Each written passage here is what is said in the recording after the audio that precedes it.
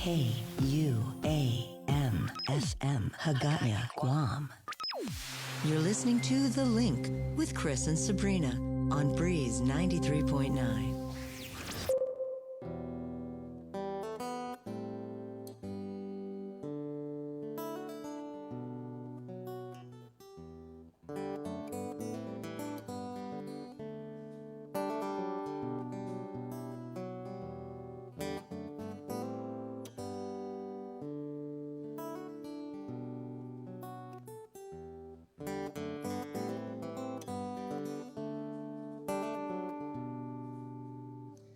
Oh, it's about that time for us to look around and meet somebody new.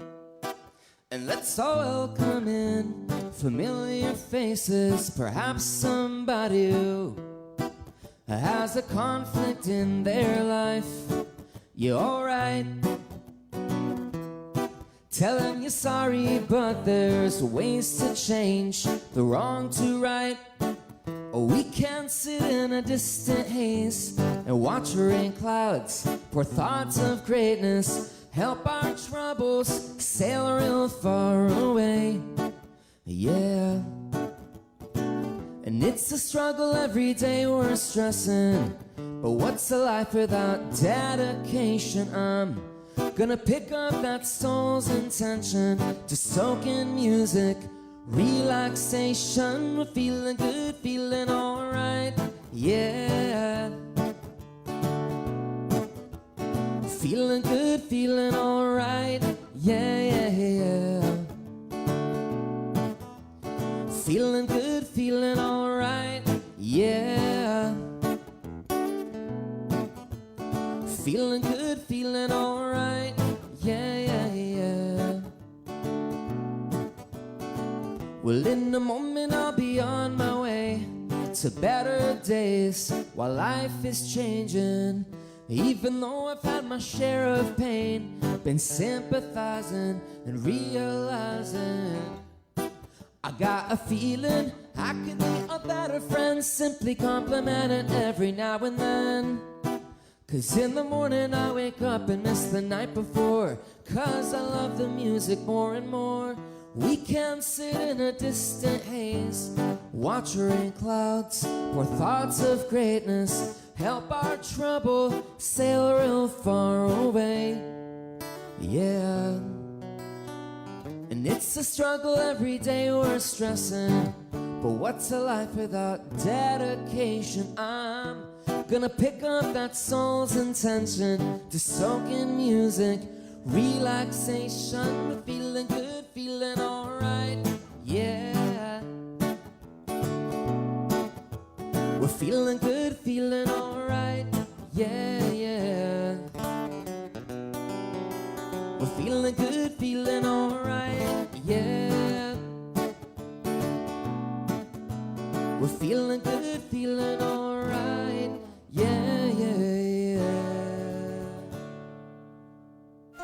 The Link, here on Breeze 93.9 FM. I'm gone, I'm searching for you.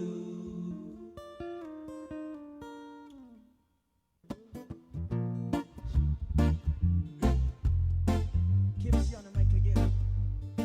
Singing the original song. Yeah. I'm gone. So let me tell you about this girl, yeah, she's so fine. And every single day she's running through my mind.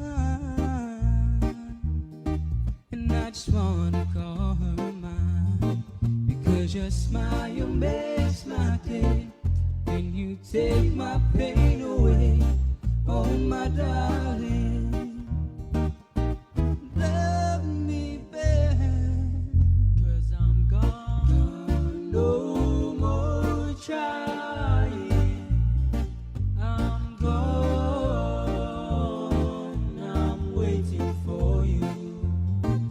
Cause I'm gone, no more lying. I'm gone, I'm searching for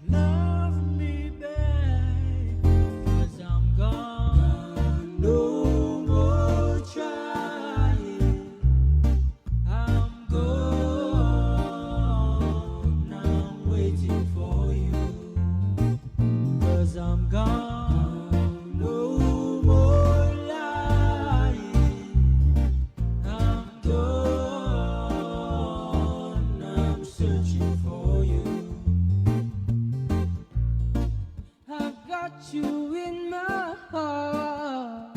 In my heart. There won't be anything to tear us apart. Tear us apart. So baby, tell me now. Tell me now. I wanna love you some way or somehow. Because your smile, you makes my day.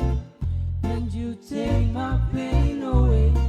Oh my darling, love me back. 'Cause I'm gone, no more trying. I'm gone, I'm waiting for you. 'Cause I'm gone, no more lying. I'm gone, I'm searching for you. 'Cause I'm gone, no more trying.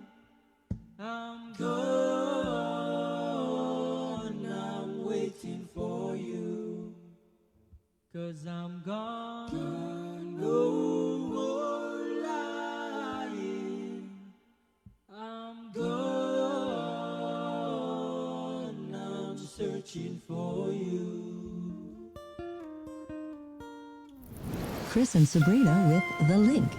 Here on Breeze 93.9 FM.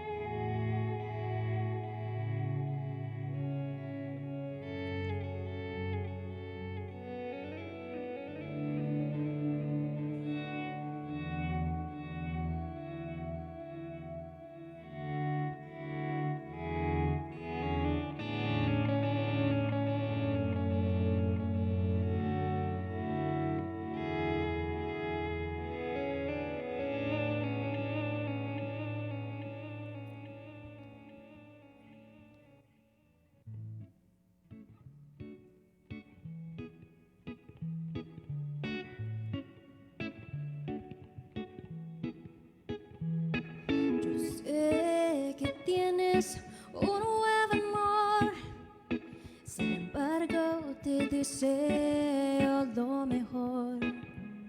Si en Vigo encontraste felicidad, tal vez alguien más te la dará. Como la flor con tanto amor me diste tú. Se marchitó, me marchó y yo sé perder, pero ay, cómo me duele, ay, cómo me duele, ay, cómo me duele, ay, cómo me duele. Como duele ver tu amor, con tu adiós se llevas mi corazón. No sé si pueda volver a amar, porque te di todo el amor que pude dar. Como la flor con tanto amor me diste tú. Se marchitó, yo sé perder, pero ay, cómo me duele, ay, cómo me duele, ay, cómo me duele, ay, cómo me duele.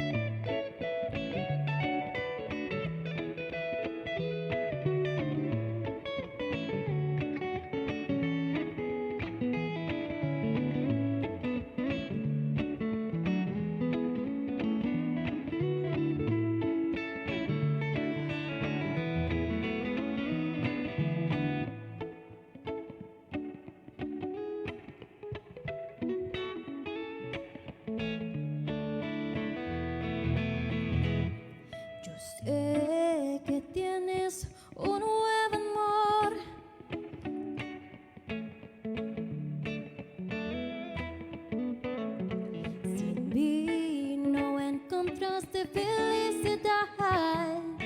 Tal vez alguien más te la dará, como la flor con tanto amor me diste tú. Se marchitó, me marchó y yo sé perder. Ay, cómo me duele. Ay, cómo me duele. Ay, cómo me duele.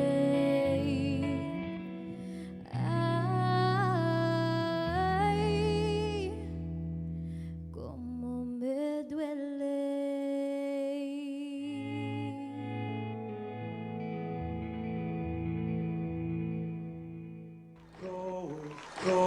Sinja uli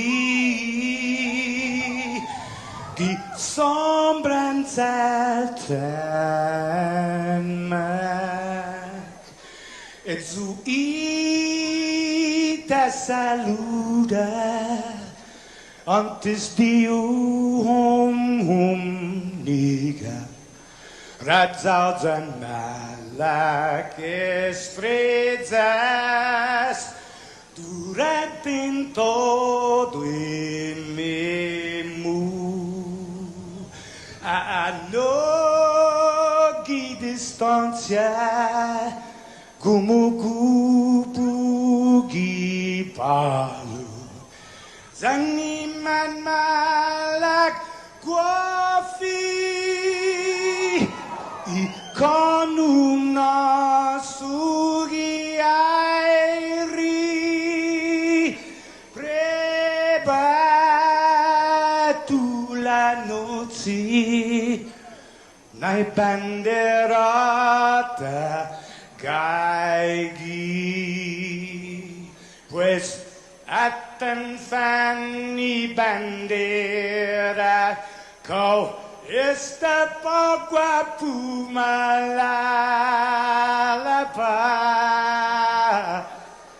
gilo tanu man libri,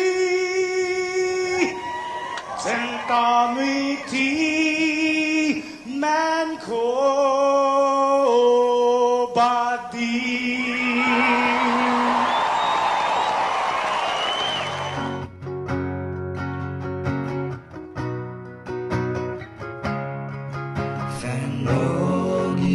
Amor purita nota cantai matunonya gitoru ilugar Paraiona Parai gloria Abiba islas en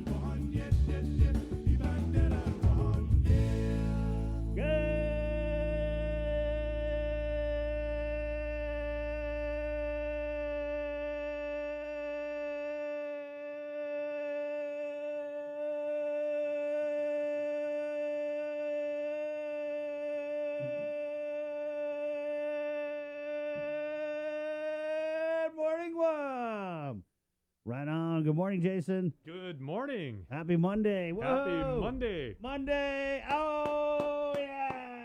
It's a good day to be at work. Love Monday. Thank God it's Monday. I'm so glad that weekend is over. TGIM. Yeah. TGIM. Do I detect a hint of sarcasm there? A hint? Is that all you're detecting? You gotta check your sarcasm meter. 6:24. Good morning. Joe Sir is here. Right on, Joe Sir. Sabrina's still on leave, so you got us. Just you and I. Yep. Just the two of us. That's true. At 6:24, the link brought to you by Pacific Points, Cobble Enterprises, ITE, and Jack in the Box. Of course, we got Joe Sir on the ones and twos. We're going on KUAM TV at 8 in the morning, sharp, on this Monday. Big thing today, the congressman. Are we yesterday sports? Huh? Well, I know we got, I'm looking at, we got golf on channel 11. Oh, do we? now. Oh, I don't know. Yeah. Let me check. Yeah, want to check that, sir? Well, Would okay. hate to deprive KUAM TV of our lovely images this morning. Yeah. While we check on that. All right, I you guys. I know he's Hold not on, Jay. Let me give you the proper introduction. Jay has had the whole weekend. He's a little pent up. So usually on Monday, we have a Jason Solis We're bringing the weird. episode. So what is on your mind No, but this morning? this is actually very inspiring. I know he's not going to talk, but he shared something with me this morning, right? DJ Joser, for the first time in a year and a half, had an outing this past weekend, Chris. Wow. Joser took his family on a dolphin watching. Wow. Dolphin watching excursion. I can't even Way say to that. go. Way to go, sir. How was it? You see any dolphins? Oh, yeah. Okay, good. So he basically said he and his family and his son, Sean, who's now a junior in high school up in Ukadu, right? Told him afterwards, he's like, wow, Dad, thank you so much. I'm speaking for him, of course, because he's the disembodied voice. Yeah. Or actually, he's no voice. He said his son, Sean, his eldest child, junior in high school, said, Dad, I just want to tell you, that was one of my bucket list items. Never communicated that to either of his parents, that he's always wanted to go and look at dolphins out on the water. Yeah. So We take it for granted that we have dolphins here. Right? Yeah. So you said you started out and you went Agate Marina, right? Oh, okay. And did you go down south or back up towards the north? Almost back north. Okay, the northern route. All right. Right on. Good. Yeah, you can see some. Was it a big? So it was like a family booze cruise with dolphins. Right on. How was this? Did you go on Sunset? No booze, though. Sunset? No. Okay. Right on. The afternoon. Well, there you go. That's one thing good I think weather is, too. I think is pretty cool, Jay, is a lot of the locals are doing like touristy things because guess what? There's no tourists. But So while some people may have never, ever thought about going dolphin watching on Guam because we live here, guess what? They're doing it now. If Joe Sir's doing it, this guy's even been out of the house the whole pandemic. Wow. Okay, and now I must ask, Joe, sir, on a scale of 1 to 5, All 5 right. being Why 5? Why not do like a 1 to 10? okay, standard. 1 to 10. 1 being I was completely comfortable, I was at peace, I was serene. 10 being like me, right? Oh You're my God, completely get me out of neurotic. here. You're neurotic, you're paranoid, you're how Forget the sunscreen. Rub me with hand sanitizer. Yeah. How That's 10. What was your comfort level and your anxiety level when you went out? Like 8. An 8? Oh, okay. son of a day. But that was only in the beginning, right? Okay. Did you actually enjoy yourself? Did you get some like relaxation and? Did you wear your mask the whole time? 50-50. It felt. Oh, you had to go in the water. Good idea to take it off when you go in the water. You wear a different kind of mask. Yeah. So you actually went out in the water too. Wow. Nice. The Joe Sir dog paddle. Right on. Way to go. Yeah, I ran into Dave Tidinko from the Riverboat Oh, nice. cruise. How is the bit? He's doing good. Good. Yeah, so they're. I know they're doing cruises. It was good to talk to him though. I haven't seen him in a minute. Yeah, and he has said that. I was like, hey, link on location, Riverboat cruise. We did that 2 years ago. Yeah, let's go. And he's always kept a positive attitude, but then again, he's like, we're hurting. We want to do this service and everything like that, but we want to do what's right. We don't want to endanger people, but we want to bring people back. And that's the one thing I love about the Riverboat cruise, because you and I know when we did like that live stream over there, that is not just like, okay, well, let's go down to Inalahan and let's burn 30 minutes like on a Saturday afternoon. I mean, that's an all afternoon event, and you're gonna come away with so much. Yeah, and they have good food too. Their Yeah. red rice is freaking good, really good. 6:29 Monday. Oh, the Carabao passed away though, right? Yeah, Yeah, one I of them. remember. There's another one. It's almost like Dread Pirate Roberts. The new Carabao comes in and fills up the. No, rest in What peace did on you do it. this weekend? What did I do this weekend? Picked a little hot pepper, picked a little Otis. Nice. Your own garden, or you went out and about? Other people's garden. Okay. Thank Well, you. was Thank you, your Party weekend- Walt. Was your weekend as productive and adventurous as it was the previous weekend? Because when it was Father's Day, you said you and the lady went out on the water. You guys were kayaking. You guys camped. Nah, yeah. We kind of chilled out Saturday. Yes, last night there was like a family dinner on her side. So Nice. chill. Good weekend. Monday's here though, guys. Back to work. The big thing today is Congressman Michael St. Nicholas, his congressional address, 10 a.m. Yeah. 10 at the Guam Congress Hall. Yeah, so that's going to be on the legislature's YouTube channel, which is phenomenal. So I want to send a special shout out to friends of ours, former KUM production extraordinaire Rudy Perez. He's been doing that for several years. Another former KUM right here on KUM Radio, Ryan St. Nicholas. Right. Runs it over there. And our good friend Barry Hernandez. Yeah. In case you didn't notice, guys, there's a pipeline from KUAM to the government of Guam. Yeah, and if you're wondering why Guam's Twitch community and like game streaming and everything like that looks so cherry, it's primarily due to the work of a lot of people, but the two that stand out are our own Ken St. Nicholas and Barry Hernandez. And Right. you remember Dr. Ricky Hernandez? He's now like over at the airport. That's Barry's brother. Oh, okay. Yeah, so Dr. Ricky and Barry are siblings. So. Nice. Yeah, so it's Monday, 10 a.m. We're streaming that? We're going to share the legislature's YouTube channel once the delegate is presenting his thoughts. Also at 10 a.m. Presenting his thoughts. That's a good way to put it.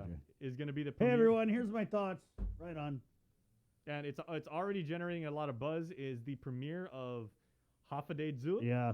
Oh, man. Hate to throw shade on the congressman's parade, but we got a whole other kind of parade going on this morning. Because it still is Pride Little Month. pride parade. Yeah, and Josh St. Augustine and Glenn Lujan, two members of our family here on the Yep. link. Good guys. Yeah, they put together this wonderful, wonderful, honest podcast. They talk about a variety of issues from, how... A veritable plethora. A plethora? A plethora of issues. You put the wrong emphasis I know. on the wrong syllable. I like doing that. Yeah. You threw me there. I know. But yeah, that's also going to go. That's going to come up. That premieres at 10. You might have seen the little we call them advancers here in showbiz. Yeah. As we put that in- Teasers. Yeah. So Glenn and Josh's podcast is going to be today at 10 o'clock, and then on Wednesday is the premiere of Bree's new podcast. Yeah, guys, this is it's money. It's really good. So it's called Crimes Without Convictions, and in the first one, Sabrina looks at the tragic murder of 4-year-old Deanna Oli. One of the most heinous crimes our island has ever had to know. And she interviewed also.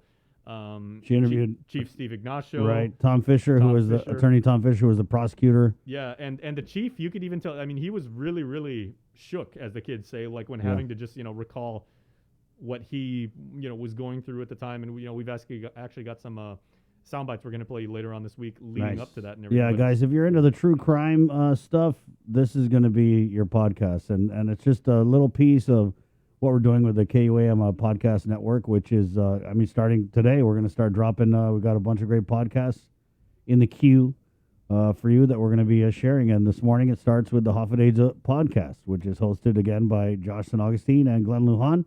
And so many of you guys have become friends with Glenn, like on this show. You know, Glenn, like the first thing he does, he jumps into the comments, greets each and every one of the people that are there, right? Asks how you're doing and everything, and that's just Glenn. That's Glenn to a T. He's a good guy. Yeah, and so if and we hope that you guys do go and support him on his podcast. It's a new journey. We're happy to give him this vehicle that he can share his thoughts and be very, very honest. I'm actually hoping at some point that he'll kind of take a look back on that interview that we facilitated here on the link when it was he and the Archbishop. Right. Yeah. And it wasn't a head-to-head. It wasn't a contentious thing. They had a very honest conversation about the state of the state of the church hating on the gays. Yeah. Well, alternative lifestyles versus church is hating on the gays. Yeah. And so Glenn versus was like, the "Hey, tenets stop of hating faith." on the gays." Yeah, it was crazy. Of course, that was the Cliff Notes version, guys. So Glenn is a great guy, and what I like about this podcast is it's kind of like two different generations of Pride. We have Glenn, who's like the older generation, right? I mean, no. He's gonna be like, "Wow, Chris, why you gotta categorize me as older?" Not quite Monumco, okay? Still very spry. And then you got Josh, He's your classmate, right? At GW? Yeah, I think so. Yeah. Jason was my classmate, but Josh. Josh is younger. Decidedly younger. Right. Yeah. Yes. So. But you know what, Glenn and But it's Josh, good stuff. You guys are gonna love it, man. Yeah. Glenn is just so positive. What a great guy. So that's what I spent my weekend doing. I'm the distribution guy and everything. So we're setting up like all the different infrastructure and made everything ready. So when we debut today, it's going to be on YouTube. It's going to be on Facebook Live. It's going to be on Spotify. It's on Amazon Podcasts, on Apple Podcasts, on Google Podcasts. Yep. So we got a few. Player FM, Stitcher, wherever you go. Our friend Jesse from Boca Box has got a bunch of great podcasts that are going to be coming out. Of course, he's batting third. Right. Yeah. Vic Falon with the One Micronesia podcast. It's going to be awesome. And then we have Uncle Kin, Chamorro Language podcast, Quintosta Pagu. That's going to be great. The first one. He kind of sits down with Peter Alexis Ada, and they do this comparison between the pandemic and World War II, like post-war and war time. And so there's some comparisons they draw there. It's a really good show.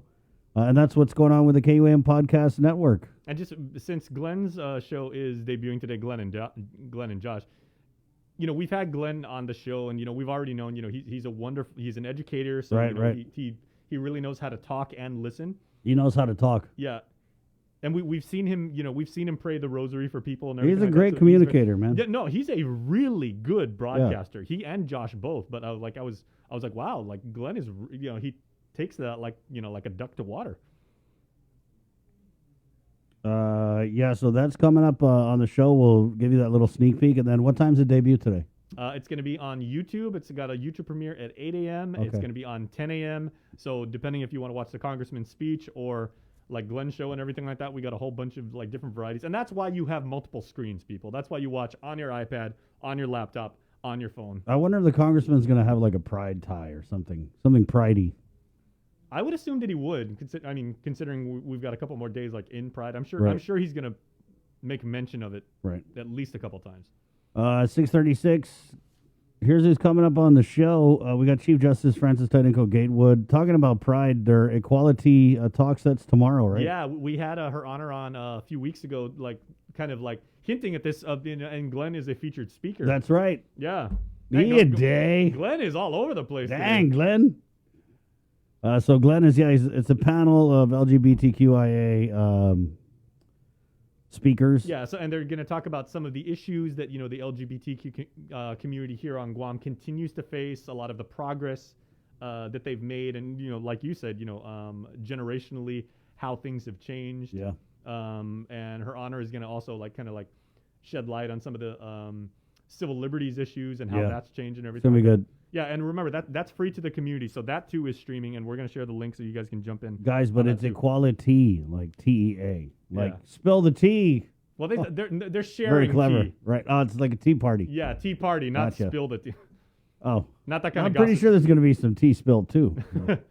So I 6:37. hope you guys paid your internet bill today because we got a whole bunch of stuff streaming for you guys. No, now remember the quality thing. We want to just make sure you guys know is it's put on by the Guam Bar Association. But if you're not a lawyer and you didn't go to law school and everything like that, don't worry. It's free for the community and everyone is welcome. Right. 6:37. Facebook Live. Good morning, Facebook Live. Fatima Baxter, first one in with the laughing cat emoji. Bennett Duenas is listening. Rosemary Laguana. Good morning, team. John Bucat. Good morning from beautiful Inalahan. Have a great day. You too, John. Emma Olalia. Good morning and a thumbs up.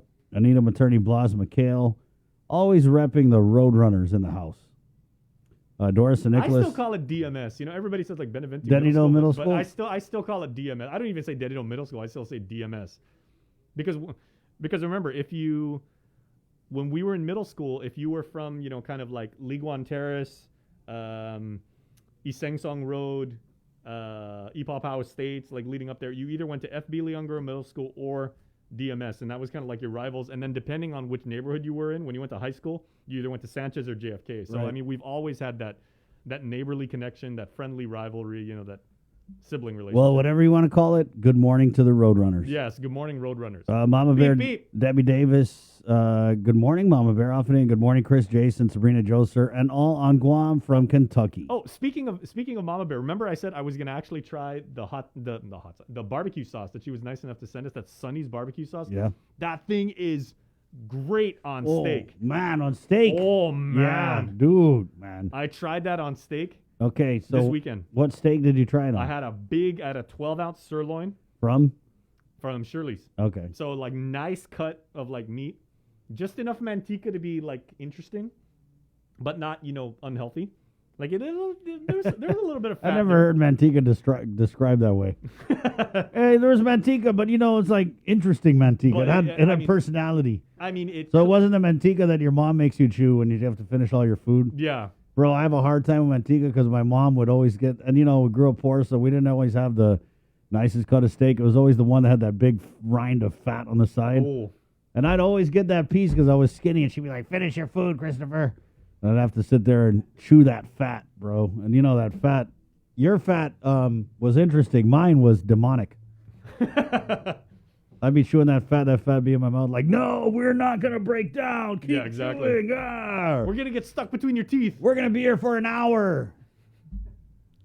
Yeah, anyway. So yeah, I did that. The steak cut really well, and then I was dipping it in that Sauteing it in the sauce. barbecue sauce? Yeah, I Nice, mean it's dude. a little bit sweet, but Yeah. not sinfully sweet. Yeah. But the smokiness really goes well with like the steak. So Mama Bear, thank you. Yep, It's it's good. I fried some talkie nuggets for the kids last week, and we had the barbecue sauce for the sauce. It's good. Hey, good morning. 6:40. Let's do the news. Yes, sir. Because we don't want to keep the Chief Justice waiting. From the yeah. KUAM news team with the very latest. In for the on leave Sabrina Salas Mantanani, Jason Salas. Good morning, my friend. All right. Good morning and good morning, Guam. Everybody, another COVID-19 vaccination clinic geared towards people with disabilities in the island's beloved Manumku is set to take place today in Barragata. Guam Legal Services Corporation Disability Law Center Executive Director, our friend Daniel Summerfleck, said the initiative is to eliminate barriers that people with disabilities may have access to the COVID vaccine. The clinic for people with disabilities is from 9 a.m. to 2 p.m. today over at the Barragata Mayor's Office. Good news for an interview we had right here on the link, because over 80 volunteers showed up ready to clean up as much trash as possible down at the Mauricio Pier project on Saturday. Project organizer Will Naden said the turnout was fantastic as they picked up tires, plastic bottles, cans, fishing line hooks, and even some boat pieces. They got those from underwater. Also on Sunday, more than 100 island residents participated in the Pride Motorcade. Around 4 p.m., members of Guam's LGBTQ community and straight allies in unison met up at the Dedito Mayor's office and waved their flags and honked their horns all the way to the governor's complex at Atalu. The House of Diosa, the Sisters of the Moonlight, and Gumarasa Atsulati organized the event to celebrate the LGBT community's accomplishments, sacrifices, and challenges that they have overcome as an island family. Let's go back to the newsroom now where Tyler is standing by. Here's your Link Morning News Update. This news update is brought to you by Pacific Points. Do more, get more. Buenos and half a day, everyone. I'm Tyler Matinati with your headlines here on The Link. Amidst increasingly intense political pressure, Speaker Therese Terlahi held a news conference Friday to clear the air about her controversial bill to amend the medical malpractice law. Nestor Lecanto reports. As the Speaker tells it, the pressure is growing.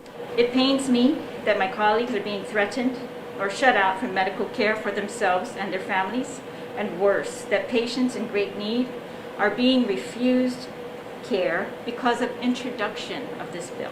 The intent of her bill is to provide a way for those who can't afford it to be able to file a legitimate medical malpractice claim. Currently, the law mandates that all claims must go through costly arbitration, which is out of the reach for many. She says even the court has said it's unfair to deny people justice because they can't afford it.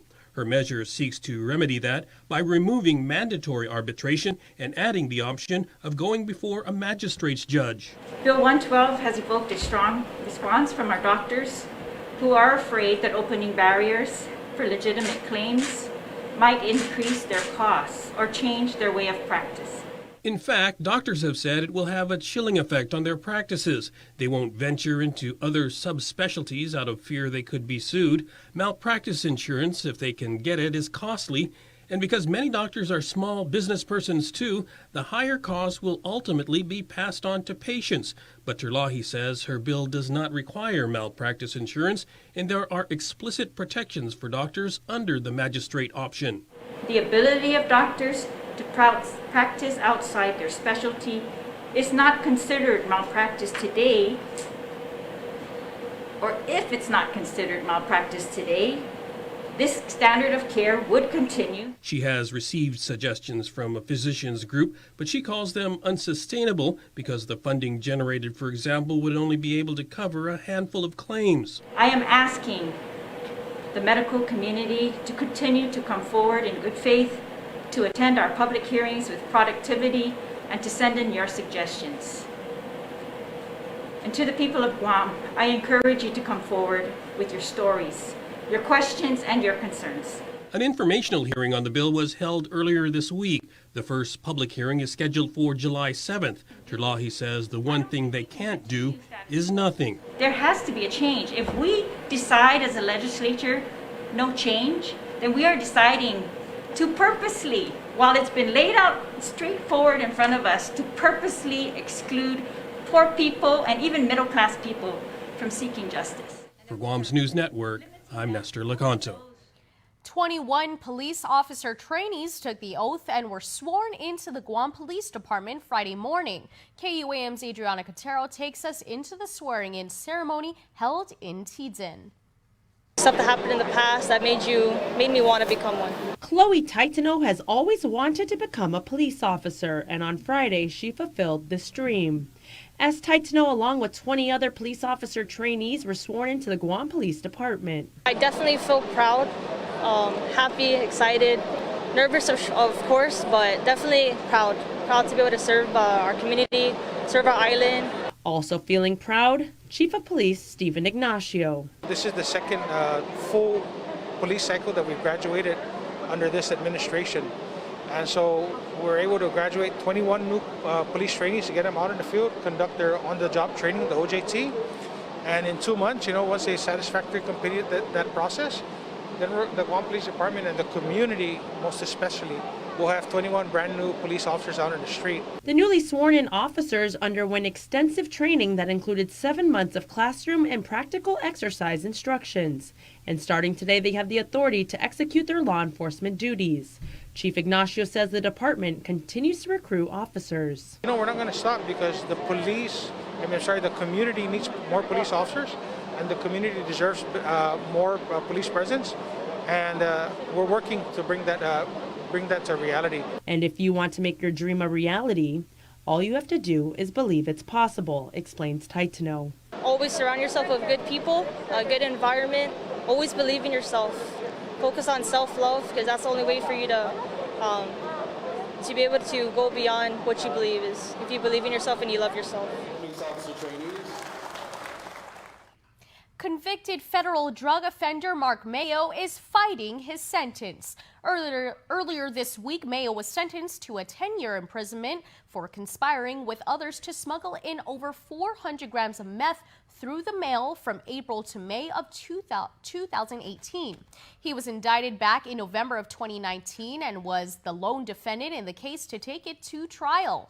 A jury of 12 found him guilty for count 1 conspiracy to distribute meth and count 2 attempted possession of meth with intent to distribute. Mayo filed a notice of appeal and was assigned a case number for his appeal. A hearing date has yet to be scheduled.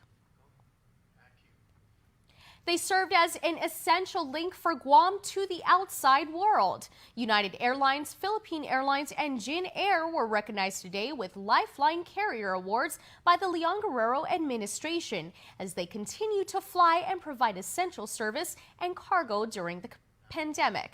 They were honored in a ceremony at Adelup where the governor offered the islands thanks. But because of your mission and your services, we continued on with whatever essential life we could have here on our island. And so, although today is to commemorate and to give you our deepest thank you for all that you have sacrificed during this pandemic, I say I am grateful forever, every day, for your continued services here on our island. Managing Director for Asia Pacific Airports, Sam Shinohara, represented United Airlines. Jesselyn Tan Yu of Goodwin Development represented Philippine Airlines. And Station Manager Mr. Ko represented Jin Air. Ko also announced that Jin Air would be increasing its flight frequency soon and changing arrival times to make it more convenient for passengers. That's it for now. We'll see y'all at 6 tonight on Primetime. Brought to you by Pacific Points. Do more, get more.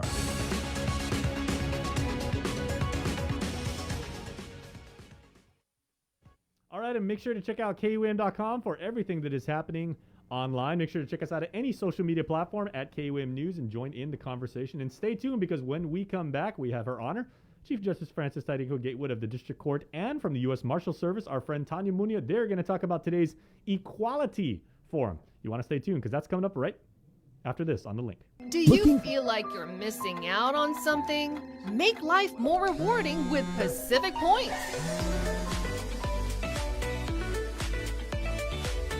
Earn and redeem points for bill rebates and free load at IT&E, discounts on fuel at Shell, vouchers at Foodies, and United Mileage Plus miles. You can even pay with Pacific Points at IT&E, Shell, and Foodies. Pacific Points. Do more, get more. Our World War II survivors have endured more sacrifice, suffering, fear, hope, and perseverance than we can ever imagine. Their stories have been passed down from generation to generation and have become a central part of the legacies and histories of our families. As we commemorate our 77th annual liberation, we invite you to share these stories and special memories as we present My Liberation Hero. During the month of July, KUAM will feature these tributes on KUAM News as well as on our digital platforms. We ask that you start your video or written submissions with the phrase, My Liberation Hero is. And please submit pictures of your heroes if you have them. Send your emails to liberation@kuam.com. And let's give everyone a chance to reflect and remember these special times and people in our history. Happy 77th Liberation Day, Guam. Brought to you by Coast 360 Federal Credit Union, Ordot Dental Clinic, and Vince Jewelers. Uno Go, delivering meals from your favorite restaurants and more, including delivering sodas and adult beverages from the Bottle Shack. Visit uno-go.com or download the app today. Also follow them on Instagram and Facebook.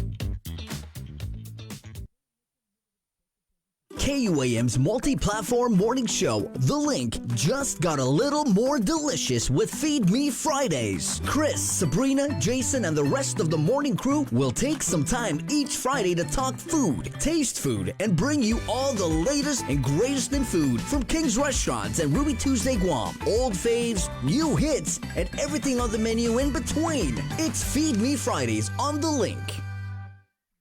Catch SportsLink on the KUAM News Morning Show, The Link, every Friday to hear about the latest in sports news, game schedules, athlete profiles, and more. SportsLink, brought to you each week by Cure Alkaline Water and Mariana's Irrigation and Landscape, airs every Friday across the multimedia platforms of KUAM. Tune into the broadcast on Breeze 93.9 FM on KUAM TV 11, live streaming through the KUAM News Facebook page, or view highlights on YouTube, KUAM News Facebook, and Instagram. SportsLink is hosted by Dave Delgado through KUAM Sports, and he will make sure that everyone knows what is happening on the fields, in the gyms, and everywhere in between.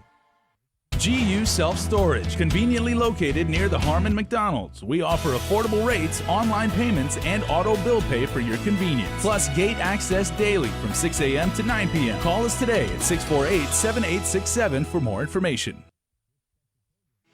The relationship between Guam and Manila, Philippines is undeniable as we share similar cultural traditions, history, and heritage, with generations of Filipinos calling Guam home. KUAM presents a monthly look at the capital city featuring in-depth and engaging interviews on everything from medical tourism to new business and government leaders. Veteran newscaster Nestor Lecanto delivers Beyond Our Borders. This special program is brought to you by the Bank of Guam and KFC. My whole family is fully vaccinated because we understand the importance of it. I've seen my daughter, her boyfriend, and friends endure COVID, and I've lost family members because of the virus. I chose to get vaccinated to protect those around me, and most importantly, because of my parents. I'm Jonah Gancharfres, KUAM senior producer, and I'm a proud member of the vaccination.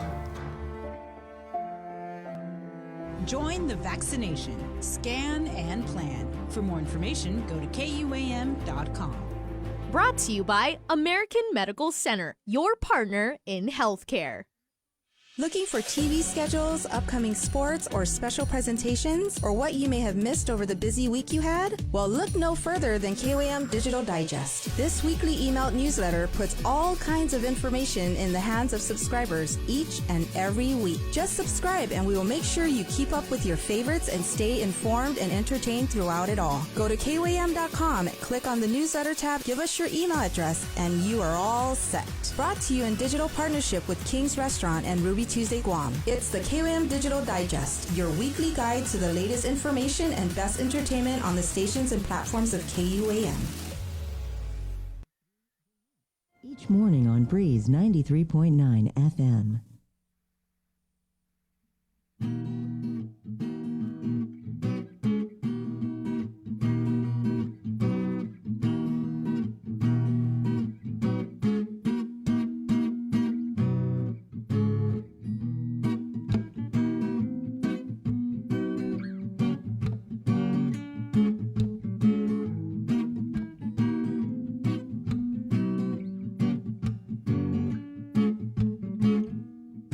Vibe can always set my mood on its head. From the morning I wake to a night I go to bed with nothing to lose, everything to prove. A lion or stop music each and every afternoon. My peace and stability is at a steady pace. Hey, just want to give you a heads up. Something we're tracking this morning, guys. There was an email from the Guam Department of Education that was sent out to the Catholic schools relative to a cease and desist order for all federally funded summer school programs. So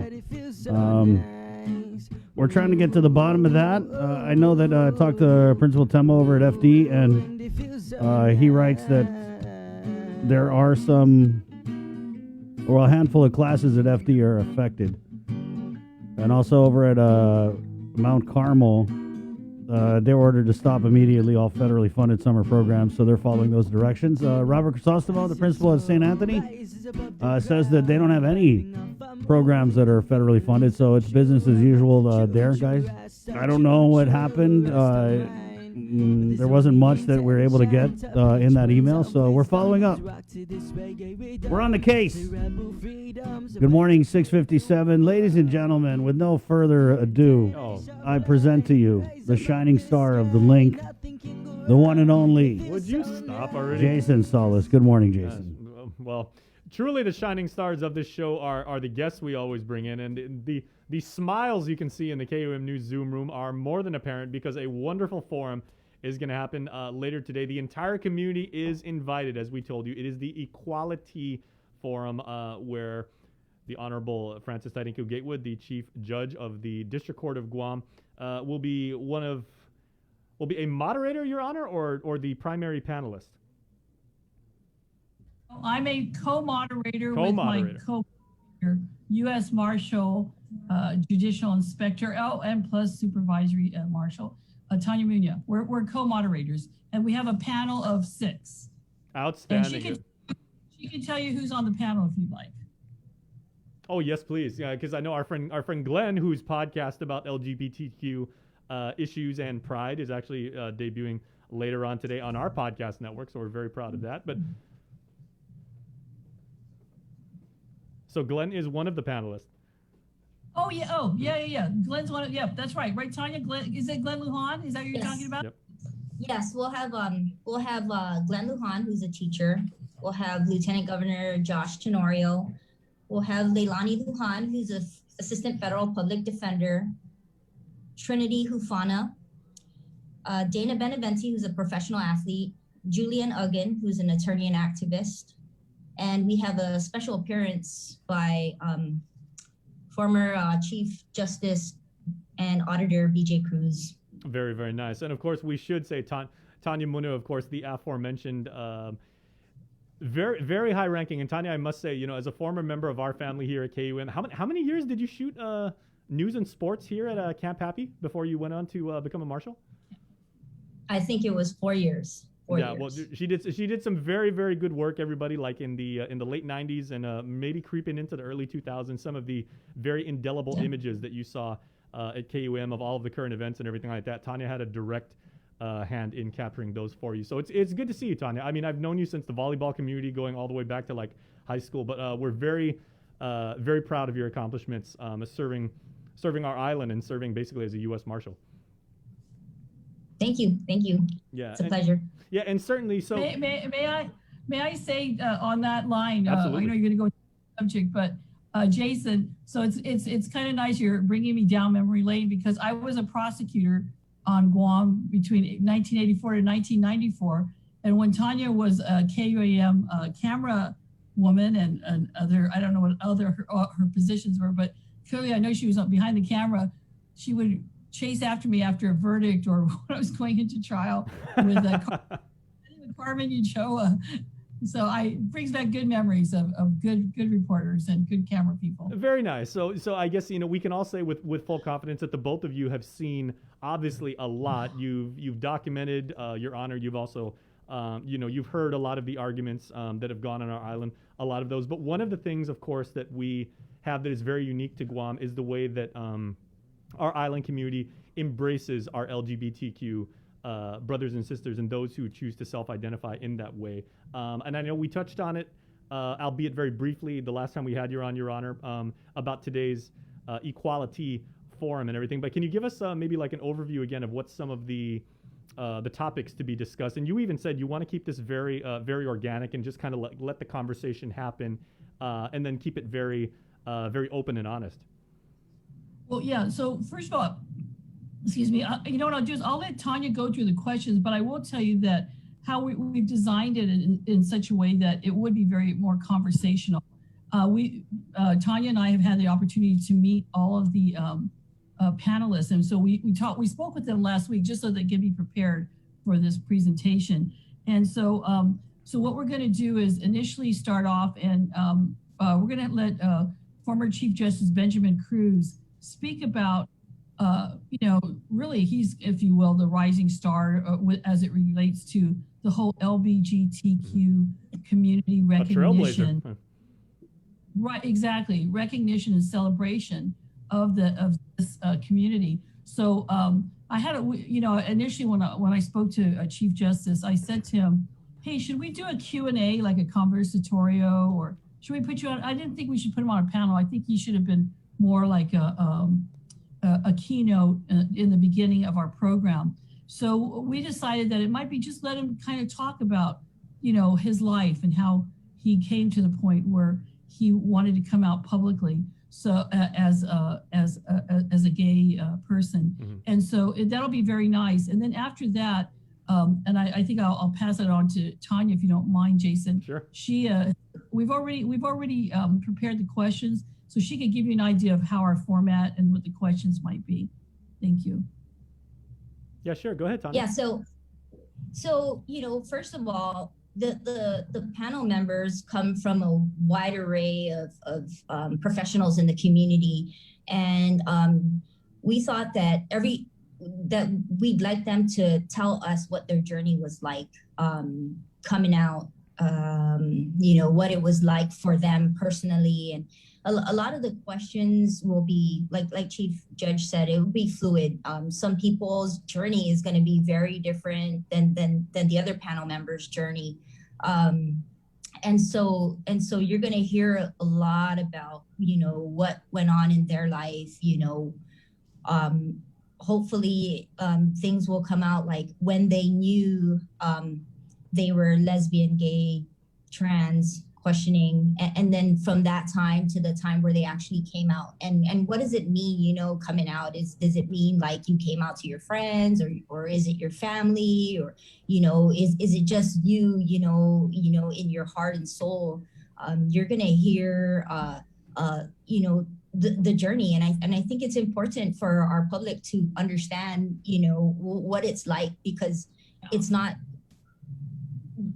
we feel normal, but for some reason some people in the community still don't understand, what our normal is, what it's like for us. Mm-hmm. So, there, especially on Guam, with the Catholic Church, there's an expectation.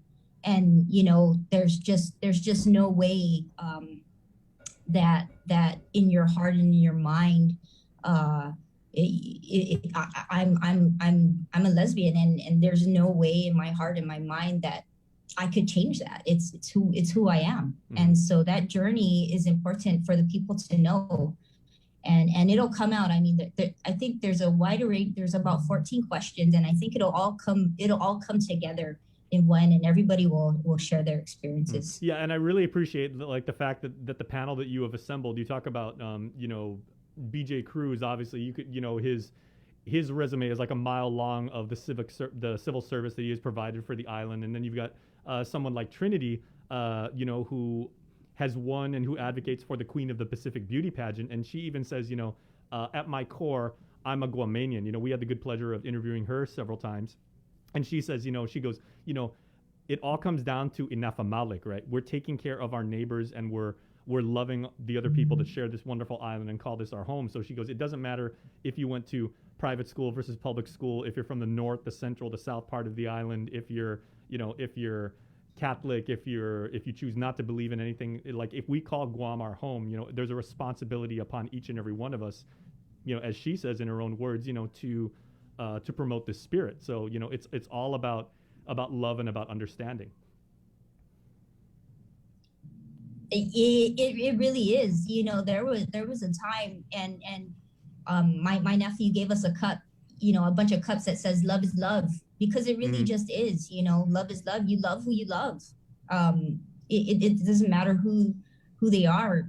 But I love Leilani, and there's no way to change that. That's wonderful. Love is love. Mm-hmm. So. Well, Your Honor, I got to ask you, because you have overseen, probably countless types of literal testimony throughout your distinguished career, right? And when you're asking these panelists today to kind of share their stories of courage and making the decision to come out, and then the actual act of revealing their truth to their family or to their community and everything, these are probably stories they've told thousands of times before to so many people. But I'm sure it's going to be a very emotional journey for the entire panel today, for each one of them to do that. So, how are you going to handle the the revelation of, like, with the emotional component that goes into this about saying this is who I am and my island should and needs to accept me for who I am because I love my island. Well, I mean, that's a good question. Let me just back up too. When we were putting this together, and I think I told you this earlier, Jason, when you interviewed me earlier, but the Administrative Office of the United States Courts in Washington, D.C., and the Office of Fair Employment Practice, they encourage all the courts to observe LGBTQ Pride Month each year during June. And that is, again, to recognize and celebrate the history and contributions of the LGBTQ community. And we have the Ninth Circuit. They had their own link, and I hope you got to see it. I'm not sure if you did, but I don't know very many gay or lesbian judges or justices other than maybe here on Guam, through Chief Justice Benjamin Cruz. But it was interesting to hear even somebody in the Ninth Circuit Administrative Office who I worked with for 15 years. For the last 15 years, Jason, I did not know that she was a lesbian. And she said she's been working with the Ninth Circuit for 30 years. And 2 weeks ago was the very first time she came out publicly to say that this was her life and this was her world. And she talked about how her struggle, kind of made me feel bad. She talked about her struggle being in front of judges who were part of the Ninth Circuit and they did not want to be inclusive. And I felt really embarrassed, like, wow, I mean, we're part of the Ninth Circuit family, but that's all a matter of education. Mm-hmm. So that just kind of ties in with your question, like, how will I handle it? I think, I'll handle it. I've heard, Tanya knows, Tanya's been in court with me a lot of times. We've heard it all, like emotions running very high, very deep, very strong. We just come to, I think the main thing is to really be educated and to understand. I was thinking about when I was a Superior Court judge years ago, and this person walked into, this person walked into my courtroom and said, let me just make up a name. My name is George Say. I don't know, I'll just make up a name. Mm-hmm. I don't want to say George Cruz because there's a lot of George Cruz on. So George Say. And so he walked in but he was dressed like a woman. He had his long hair longer than mine. Mm-hmm. He was wearing a white shirt and a pair of jeans, but he looked like a woman. So the case was People of Territory Guam versus George Say, AKA Georgina Say. So I'm in court and his attorney walks in with him, his attorney standing next to him.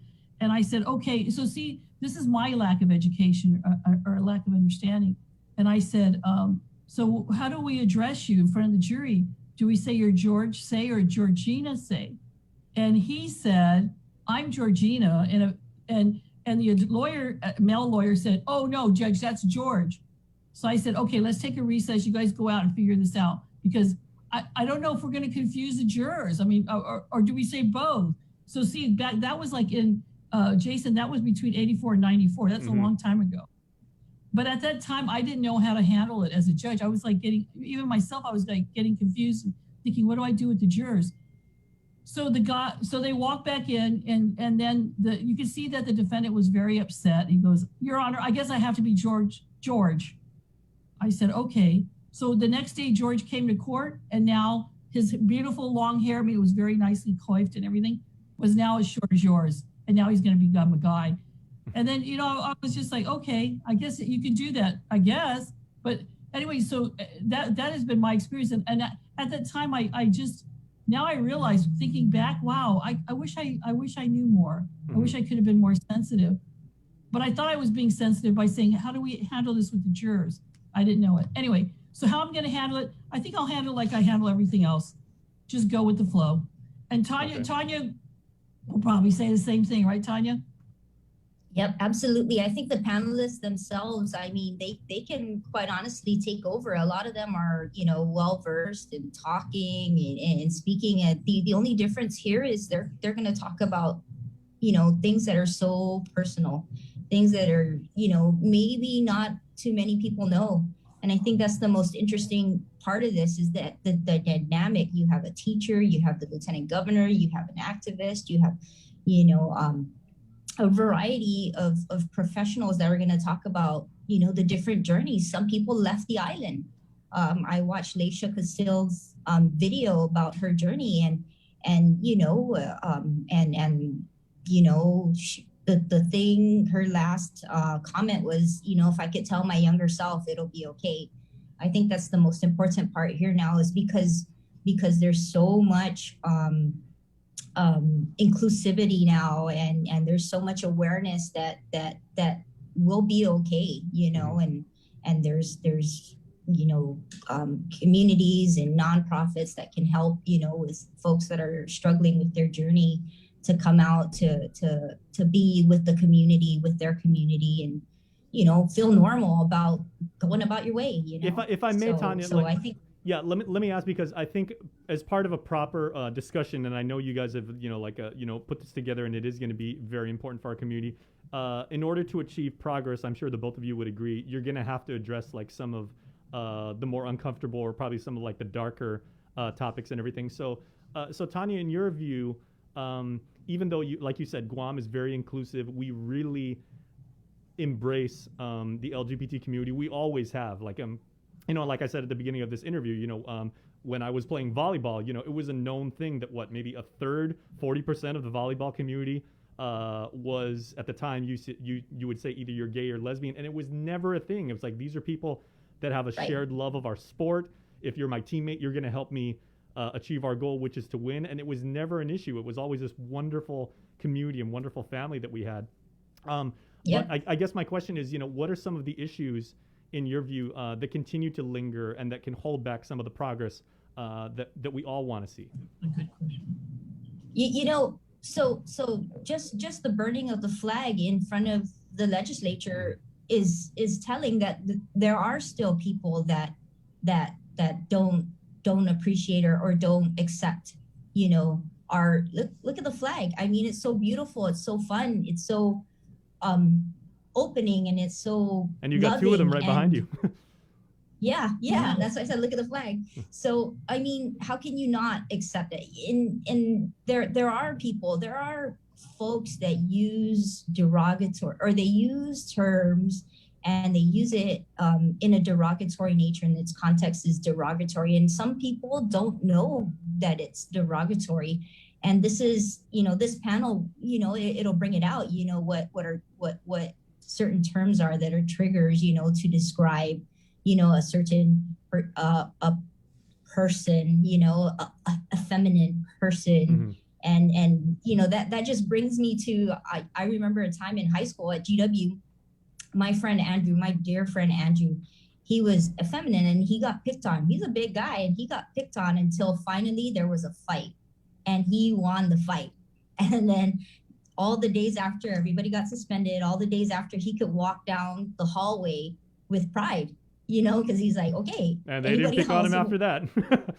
Yeah, I mean, yeah, okay, I'm effeminate, but, you know, I'm still a human being and I still, you know, can defend myself. And that was just there are just some folks out there. And sometimes I feel like maybe their religion prevents them from seeing the human being, you know, their religion holds them back from accepting the person that they are. So and hopefully with this panel today, I should say, like, it's pretty much a guarantee, Your Honor, that, you know, the discussions you're going to oversee are going to be able to have that common understanding and that knowledge of, you know, of the environment and what we all need to do, because, you know, hopefully we won't have to get to the point, I mean, knock on wood, it doesn't, where people have to throw fists in order to just like get, you know, earn respect and gain that understanding, and then they wind up like being in front of you in your court.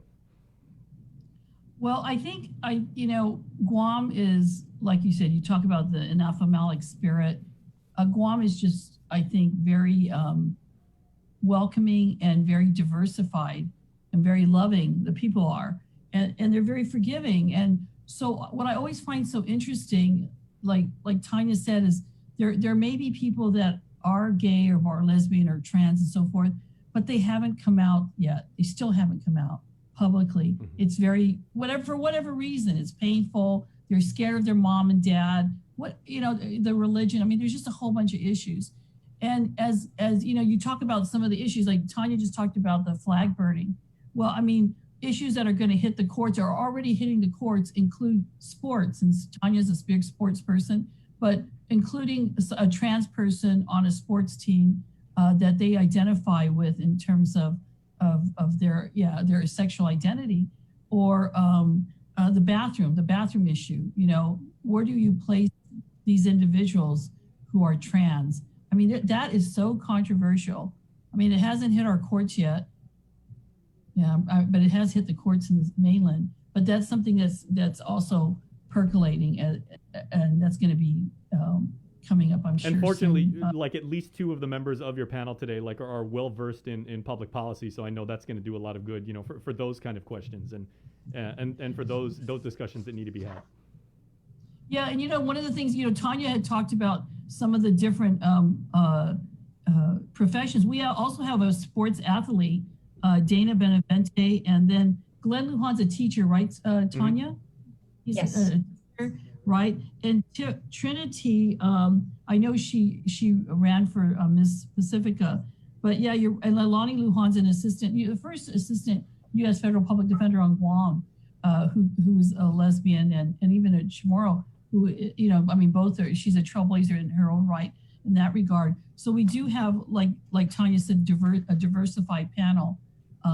I wish we could have put in people like Bill Pesh and the two women who were in my courtroom, the 2015 case, you know, but you know, these names were recommended highly. I mean, there's just so many other wonderful individuals. And I think that these individuals in particular will be a really good representative sample. And I don't know if maybe Tanya, if you were aware of this, but one of your panelists, you know, again, like our friend Glenn Lujan, the educator, he was on our show sometime last year, and he actually had an audience on this very program with the Archbishop, and they were just talking about, you know, some of the ongoing issues about, you know, like if I choose to live my life as a gay man, and this is how I believe and how I choose to self-identify and everything like that, you know, what does that do as far as my spirituality? Because Glenn also is incredibly devout. He's a very, very involved participatory member of the church, and you know, he wanted to speak directly to the Archbishop, and His Excellency, you know, actually had a very good conversation with him. Yeah, I think the panelists will discuss religion and what it's like for them. For me personally, I struggle a lot with what is said in church, and then how they treat you and how you're perceived. You know, I cannot be a godparent, but you'll take my money, you know. So yeah. that's a big struggle for me, the hypocrisy. But that's not for me, you know. I'm not a panelist. That's just my personal feeling and my journey. But the panelists will talk about it, because a lot of them have way more to say. Yeah, the lieutenant governor went through that very scenario last year too, and he was on this show, and he goes, you know, he goes, by the way, I've also got several godchildren already. It's just that now that it's been, you know, it's very well documented that he is the country's first openly gay lieutenant governor to be elected, and we're very proud of that, all of us as Guamanians. But he said that now that that's kind of, you know, like out and about, like the church was saying you cannot be a godparent anymore. So he came on and he shared that with us, and like you said, he goes, you know, like I don't necessarily agree with it, and I'm very hurt by it, but you know, he shared his thoughts as well. Okay, so yeah, but I'll tell you about, you know, the folks that asked me to be a godparent. That role is so sacred, because they're choosing me in the event something happens to them, that I'll take over and raise the child. And you know, it just because I struggle with the teachings doesn't mean that I don't know how to lead a Christian life. I mean, I've grown up that way, and if that's the parents' choice, then that's what I'll carry forward. You know, I don't necessarily, and I told them, I was like, I don't necessarily need to be on a piece of paper, but I'll be there for your child, and I'll be there for you no matter what. And that's that inaphthomalic. That's how we do here. That's how we do as a community. That's also what you have on your coffee cup. You said both of them. Love is love. Right. Can I say, you know, Jason, I'm so glad Tanya's going to be my co-moderator, because when we put this together, at the encouragement of the administrative office, who, the administrative office director, as you may or may not know, the director is appointed by the Chief Justice of the United States of America. So, so this is, the Ninth Circuit is a trailblazer in and of themselves. But when we put this together, I'm really glad that Tanya agreed to be the co-moderator, because she has that experience on a daily basis. And so that to me is extremely important. In fact, when the original moderator was supposed to be Judge Bordallo, and Judge Bordallo would have been a really good co-moderator, because his sister is a trailblazer doctor, a lesbian, and just very supportive of the community. So so when Judge Bordallo and I discussed this particular presentation, he said he wanted to do it, but was unable to do it because he would be off island. So I'm glad Tanya's there. I think I'm going to learn a lot more than she will have to ever learn on this issue. We all hope to learn like a lot. So Tanya, I'd like to give you the honor of just telling people what time is it. We've told people it's sponsored by the Guam Bar Association, but you don't have to be a lawyer. It's free for the entire community today, correct? Yeah, yes. And there's a Zoom link available if the courthouse reaches capacity. So it's Tuesday, June 29th from 11 to 1 p.m. And we hope to have a great group of people participate and learn and get excited about this month. Fantastic way to close out the month. All right. Well, we are going to be there as well, and we applaud the both of you for putting on this event and for donating some of your time so that all of us as Guamanians and just citizens of the world and everything like that can learn and can be better people. Because like you said, love is love. Can never say that enough. Love is love. Yes. Viva. Viva. Viva. All right. Thank you very much, Tanya. Good to see you as always. And again, congratulations on all your success as a marshal, and your honor. Always a pleasure. Well, thank you, Jason. And it's not only sponsored by the Guam Bar, but it's also sponsored by the Federal District Court of Guam, FYI. And we understand, we just got word that the governor and I think the first gentleman want to be in attendance. All right. So that's kind of considering the fact that the first lieutenant governor of the nation is going to be a panelist. So I just received word of that on Friday. Fantastic. So my apologies for not saying that the district court was also a presenter. I want to make sure I stay in your good graces. Trust me. You're fine. Okay, thank you. All right. Thank you very much. You. All right. We'll see you tomorrow. All right, everybody. And we'll see you on the flip side of this break. Much more coming up right here on The Link. Stay with us. It's a gorgeous Monday morning, and we got a lot more coming up after this. KUAM News, in partnership with the Guam Visitors Bureau, brings you the Guam Safe and WTTC Safe Travel Certified Program Showcase. Look out for this powerful symbol for visitors, island residents, and industry workers alike, as it represents establishments with a consistent global commitment to safety practices. Stamped with approval by the Guam Visitors Bureau and the World Travel Tourism Council. Every Monday on KUAM News will feature a different local business who's taken the Safe Guam and Safe Travels pledge to maintain health and safety standards to get Guam back on track. Log on to visitguam.com to see how your business can receive the designation, what businesses in our community are Guam Safe certified, and have the WTTC Safe Travel certified. Do you feel like you're missing out on something? Make life more rewarding with Pacific Points. Earn and redeem points for bill rebates and free load at IT&E, discounts on fuel at Shell, vouchers at Foodies, and United Mileage Plus miles. You can even pay with Pacific Points at IT&E, Shell, and Foodies. Pacific Points. Do more, get more. Family platter of fried chicken? Check. Tray of red rice? Check. Birthday cake? Check. 1 case of water? Check. 12-pack of beer? Check. 2 cases of Pepsi? Check. When you have a long checklist but are short on time, we got you. Get it delivered by us. Order on the app or website at uno-go.com. Guam on demand. Shoot, I forgot the paper product. Oh wait, UnoGo has that too.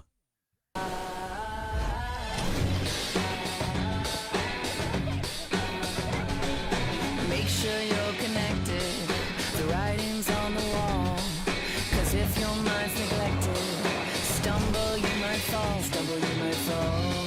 Connection is a human necessity, one we need today more than ever. And with the new First Hawaiian Bank mobile app, you can stay just as connected to your finances. And it all starts with yes.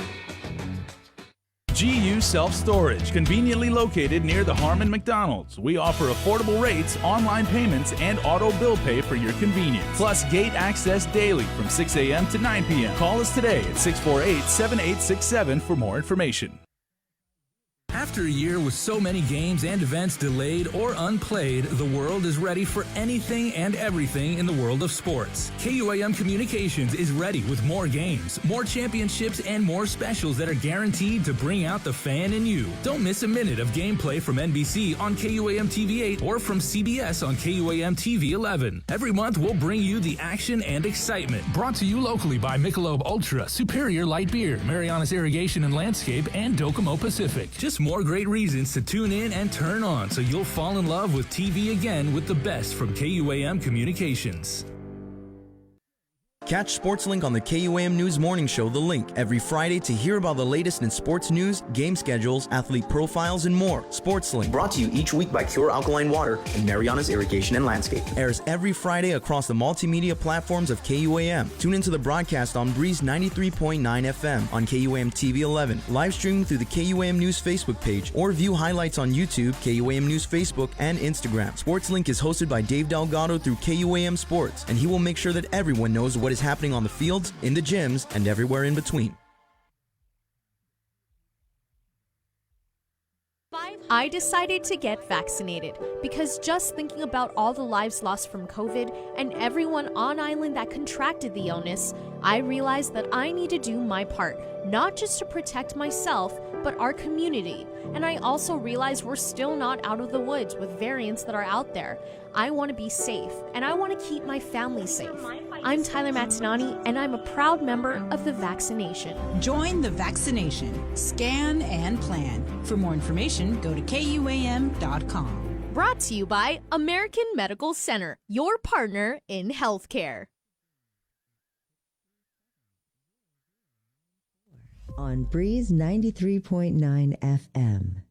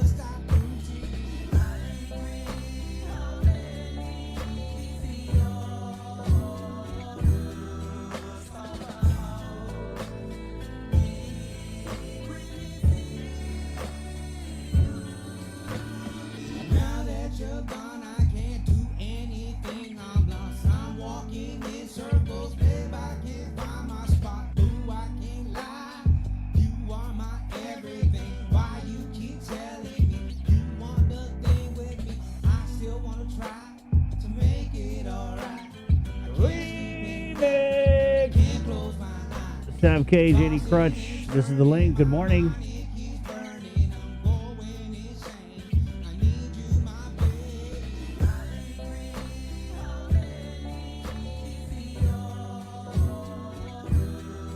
$7:30. Coming up, we got your work week weather with Landon Eilert from the National Weather Service. All right, 8 o'clock, we're going on KUAM TV 11, guys. 7:31, brought to you proudly by Pacific Points, IT&E, Jack in the Box, and Cabo Enterprises. This is The Link, Miss a Link, Miss a Lot's Monday. The big haps this morning. Congressman San Nicolas delivering his congressional address live from the Guam Congress Hall, 10 a.m. Right, and we'll be streaming it on our KUAM News Facebook page. All right. As I don't know, what are you anticipating anything from the congressman's speech, Mayor Alec, the president of the Mayor's Council of Guam? Well, always looking forward to seeing something that benefits our municipalities. I think the two things that come to mind are the efforts with the Fishermen's Co-op.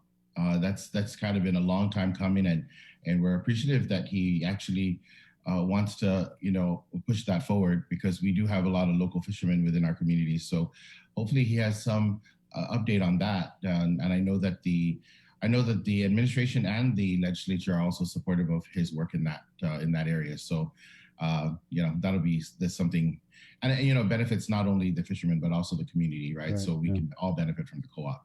And I know for sure that we've been other entities and other government agencies have been working toward getting that going. So that's definitely one to look out. And of course, maybe the returned lands. So we do know that there's a lot of ancestral lands or excess lands from the Navy that have been returned to Guam.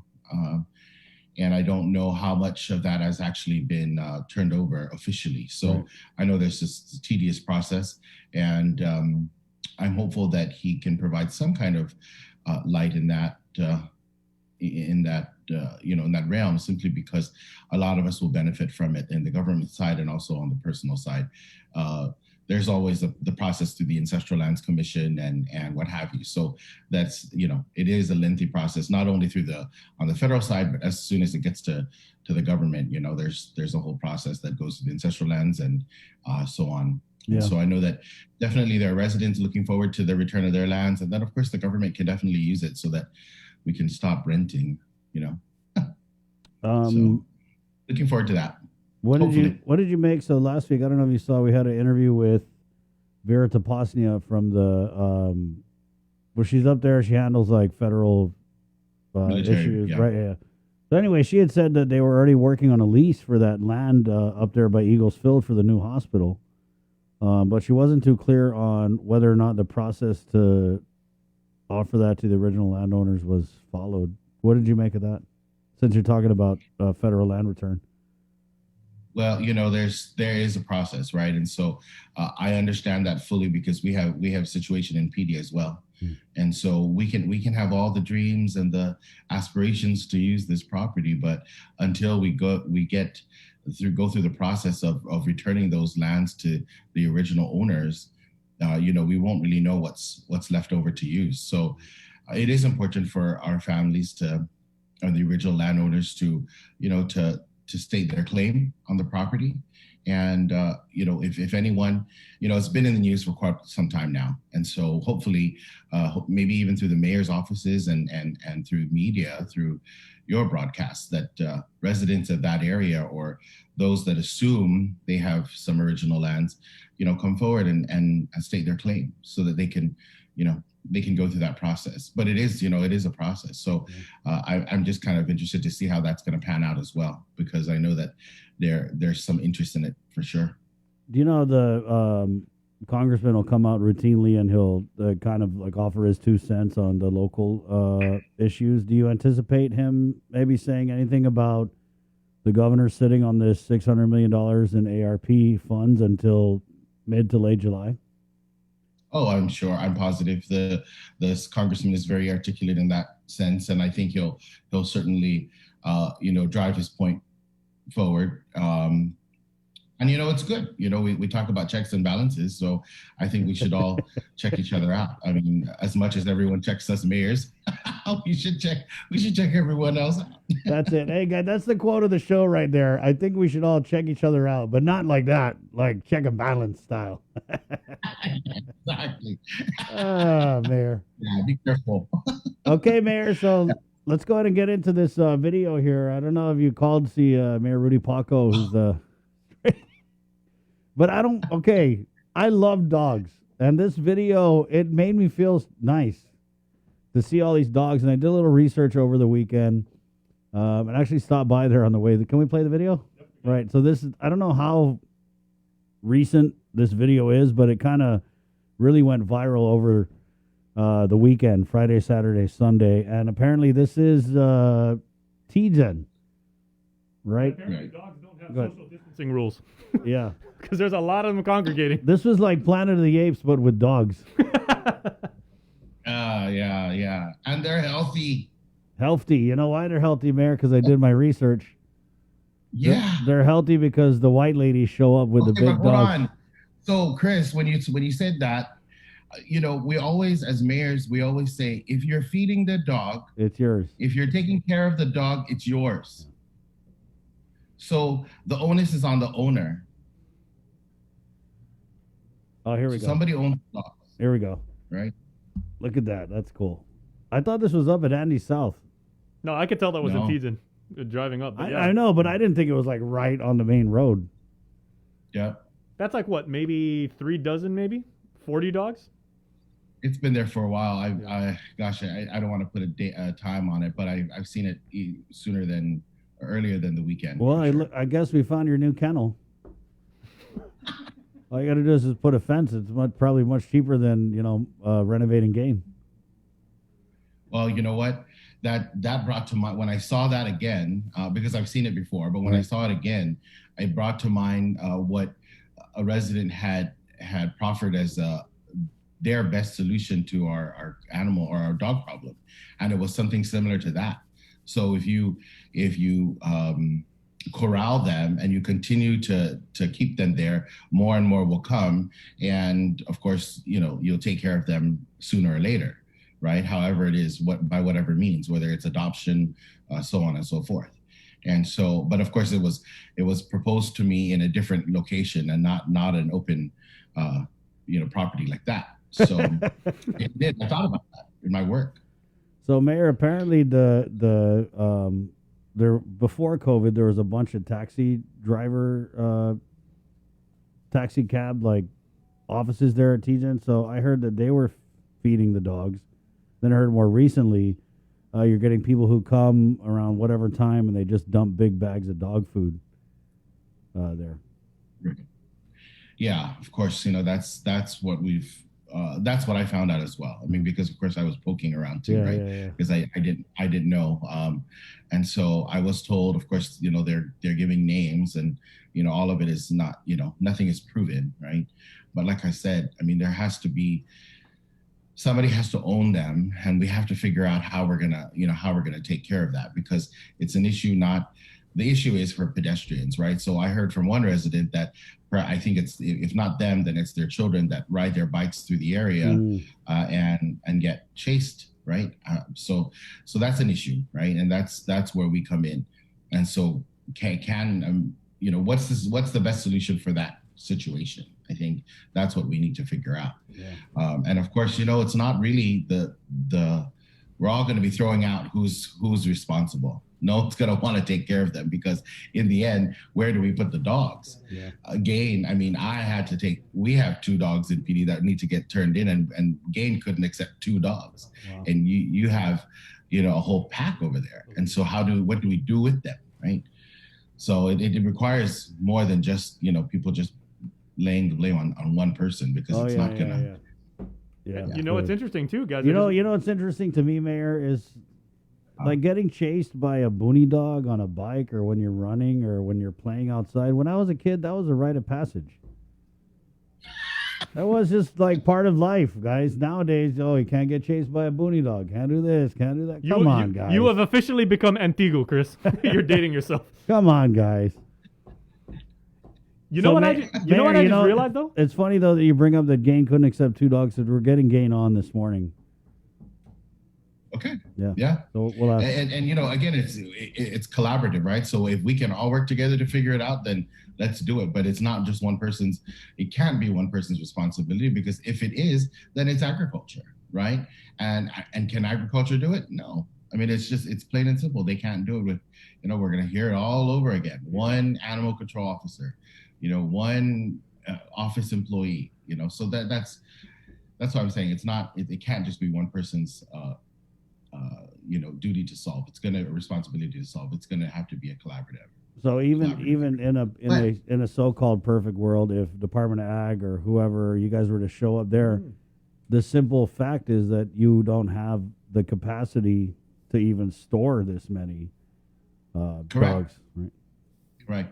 Well, the other thing, so there are two things I was going to mention before I forget. One is, in Dededo, there's probably, I was talking to the vice mayor over the weekend, and there's probably a whole lot more situations like that in Dededo that are unseen. So, I'm meeting with him because that's something that, we need to really, I haven't seen it in Dededo, so I do want to see it, and I want to see how we can, again, work to take care of it.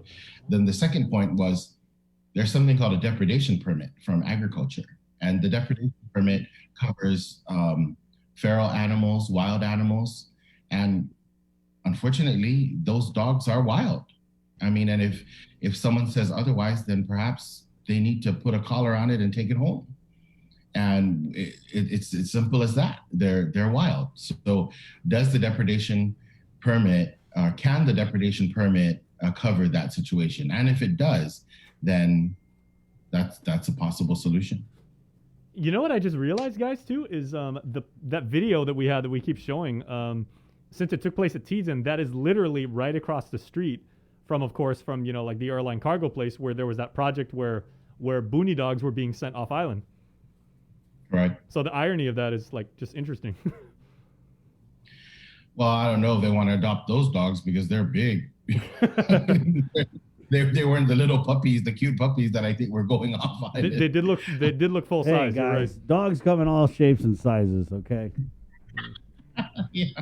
Okay, Mayor. Is there anything like not dog related that you want to talk about? Because I know you got an 8 a.m. Well, the senior centers, we're working towards opening them, and we're very happy to say that we talk about requisitions and purchase orders. So this week, the Southern Adult Daycare Center should be worked on, and I know that the mayor, we've been working with the mayor on that, and so that's one step forward to opening. There's some structural damage to the building, and there's some plumbing and electrical work that needs to get done. So we're working on that this week, and we're happy to announce that at least, and we're moving forward with the senior centers. So yeah, that's. Oh, and then of course we had there was an opportunity for our staff and for anyone else really who wanted to get additional training or certification with heavy equipment and those types of trades through the Trades Academy, and that started this past weekend. So that's good. It's always good to get our staff certified and equipped with with the tools to move on. So if we can encourage our staff to get better paying jobs and to look for more permanent careers, then I'm always for it. And so I'm glad to know that I'm glad to say that the Trades Academy started their cycle this past weekend. So good things coming to those staff that have signed up for that. Right on. Mayor, are you guys going to be involved at all in this job search requirement that they're going to be implementing for the people on the PUA? The people on the PUA! Not that I'm aware of. Not right now. Okay. No, not that I know of. I know that skipping subjects, going on to the All Rise Act. All Rise. Okay, for the application, I know they're going to need residency verification. So I'm hoping that we, whatever way, and that's just going to boggle us down. So hopefully we'll work on a situation with whoever needs to receive these verifications that we can do them electronically, just to make it simpler on the taxpayer, right? Because you don't have to be coming to our office to be getting those documents. Right. Hopefully we can just send it electronically. That's the only involvement that I know of in that type. I don't know. I haven't heard anything from labor at all. Anything else before we let you go, Mayor? No. Have a great week. Are you sure? I feel like there's something. Is there anything, Jay? Do you guys have any interns from that GDOE program? Oh yeah, the GDOE. Yeah, we have two interns, and that's that's a great program. Yeah. But you can't throw 40 people at the mayor's office because first of all, we can't fit them all in our office. So yeah, we have two interns in PD. I know there are some villages that, I know Sinahanya has a camp, a summer camp so they can use more, right? That's common sense. But I think Dededufanan, I think they have 25. Wow. And Hogget, I think, has 15. So Mayor, so the number of interns you can be apportioned would be proportionate to your village size, but not your budget. No, it's not the village size. I think, well, perhaps it is village size, but it's also could also be the request of the mayor, right? So I only requested for 2. Hey, but you know that's a fantastic way to spend a summer, though. So congratulations to all the kids who are going to be doing that. Right on. Yeah, it's a good program. Yeah, if it's managed properly. Right on. Well, there you go. Thank you, Mayor. You're welcome. Have fun at the proclamation signing.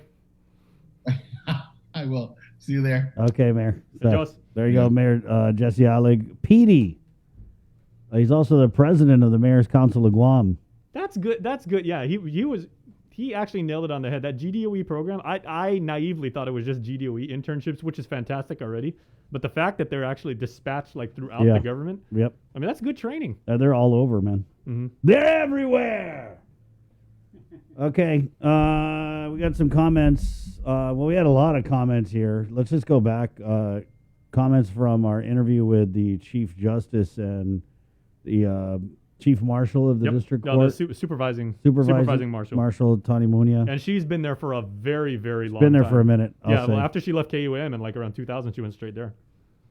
Frame Lonnie Tyron writes in, I don't understand why people are judgmental on sexuality. Love is love. God bless all. Yep.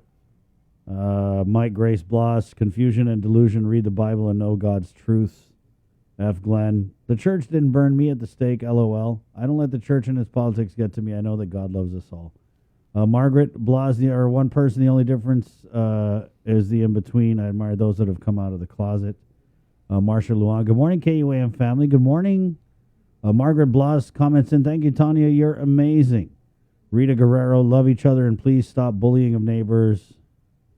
Marcy Flores, with all due respect, I have family who are gay and love them unconditionally. I'm accepting and believe everyone should live their lives and love whom they want. What I don't understand is, wait, hold on a second.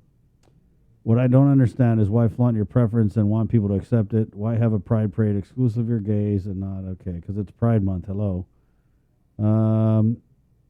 Just live your lives and accept and respect all those that don't. You know, it's interesting, Jay, because they're like one of the things they kept saying in the interview with the Chief Justice and Tanya was that there's just certain amount of people who are just not going to accept people's sexuality or their life choices or the way they choose to live their lifestyle, right? So, but hopefully, like forums like this are going to make that opportunity available to some people, and we would hope that they would at least give it some of their time, their attention, and it's gonna be a good talk. Yeah. This would be the perfect opportunity to actually show a snippet from Glenn's podcast. Right, but we'll wait till after 8 so we can show our KUAM TV audience. Oh, right on. Okay. Hey, who's a producer? Rita Guerrero comments in, if you feed the stray dogs, it becomes your dog. Oh, my God. And I must have a lot of dogs then. The onus is on the owner. Yeah. The onus is on the owner. I like that. Marcy comments in, Guam has had this stray dog problem for as long as I can remember. Sure, they would say they're undermanned, under budget, etc. Well, hire more people, ask for funds, and get the job done. Talk. How about better management and more action? I'm actually setting that right now as my my Twitter bio. The onus is on the owner. Yeah, so we're getting Cyrus from the Guam Animals in Need, and he was telling me because I'm sure he's got a bunch of stuff to say about I think that everybody was kind of talking about this over the weekend. He goes, Chris, so I learned a bit more of the backstory here, referencing this Tease and Dog video. This is a group of dogs that's currently being fed by one of the Facebook rescue groups, which is why they've grown so large. All right, so Cyrus is coming on at 9. We just got all the cute animal pics, guys. I just sent them. Because, we're going to round up these strays and put them in these the shelter up again. Guess what? You guys got to start adopting more animals, and we've got some cuties. Oh. Here we go. No, we'll show him at 9 when he comes on. Yeah, don't stay tuned for cute animal pics, right? It's Monday again. My sister saw that when we posted it on Instagram. The one there's this, I think it's a schnauzer. And she goes, you and mom have to adopt this animal, please. And my sister is very very sympathetic. There's a to animals. schnauzery looking one in the pictures they sent. That's but the one. That's Yeah. the one. My the little sister was brown like, one? please Right. adopt this.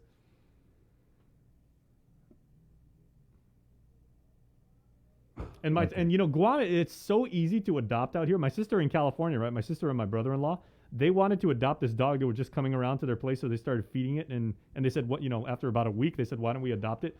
They had to have a caseworker come out to the house, check their, like, what your revenue is. Where? When you're going to In be on the Cali. States? Oh, in California, yeah. I mean, it's such a LA thing to do, right? Yeah. But they were like, you know, caseworker, social worker, when are you going to be home? What's your budget, credit do score? Do you have air conditioning? Can you afford to feed this dog? Do you have a smoke detector? Are you going to rub its belly for at least 5 minutes every night? I mean, it was exhaustive, and she said, but you know, Let me hear you talk to your dog voice. Oh, little doggy, little doggy. Oh, so anyway, I did stroll by the Teasin spot this morning. Do you want to play my video or no? Maybe not because the audio might be kind of sketchy. But man, it was cute. I pulled up in there and then they started coming out. They're like "Rah, rah, rah, rah," barking, and then they saw me. They kind of like were running into this back area in the jungle, bro. But it was like 1 dog, 2 dog, 3, 4, 5. They just kept coming. Forgive me if this They is reminded me of that Dr. Seuss book, Go Dog Go. Yeah, forgive me if this is a bad analogy, right? But I if do these not like your hat. If these dogs are being taken care of out of somebody's generosity, could this be like almost like you know, in any of the hotels here, right? How they have like the koi and the pond, and they're just so used to people going over there and dropping like bread or, you know, I mean, they just habitually they all come around. No, Jake. No, assuming you're not going to do them any harm. Yeah. But if that was the case, if they were so used to people coming around and feeding them, I don't think they would have ran from me. They'd probably been like, hey, you got any food? What's going on? Or maybe they're smart and they know we only get fed a certain time of day. Okay, 7:52. Again, guys, the big deal on this Monday is it's an MSN Monday, as Congressman Michael St. Nicholas going to give his congressional address 10 a.m. at the Guam Congress Hall. We're streaming it on our KUAM Facebook page. Yes, we are. Right on. What to anticipate? I don't know. I'm pretty sure he's going to talk about the avalanche of federal funding. Maybe avalanche is the wrong connotation.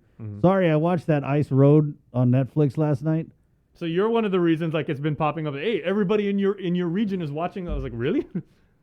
Yeah, I don't know what they saw in that. You're a big Liam Neeson fan, then? No, I don't know. He's almost like he picks like movies that are pretty okay. Baseline, like if it's got Liam Neeson, then it's pretty okay. It could be pretty all right, but it's at least pretty okay. That one though, I don't know. It was like Fast and the Furious on ice with semi trucks and miners. It was a lot going on. That's scary. There was a lot going on. Oh. So 7:54. Yeah, he's coming up at 10, and I don't know. I'm pretty sure he's going to go over and probably take credit for. I mean, who wouldn't? All of the federal funding, the default. I mean, because we're a territory, we're a part of the U.S. So I mean, you know, don't sue me because I said we're part of the U.S. guys from activist friends, but yeah. So we get a certain amount of money like default. You know, when they get the big money, they're like, oh, everybody, states get this, territories you get that. Here, take that.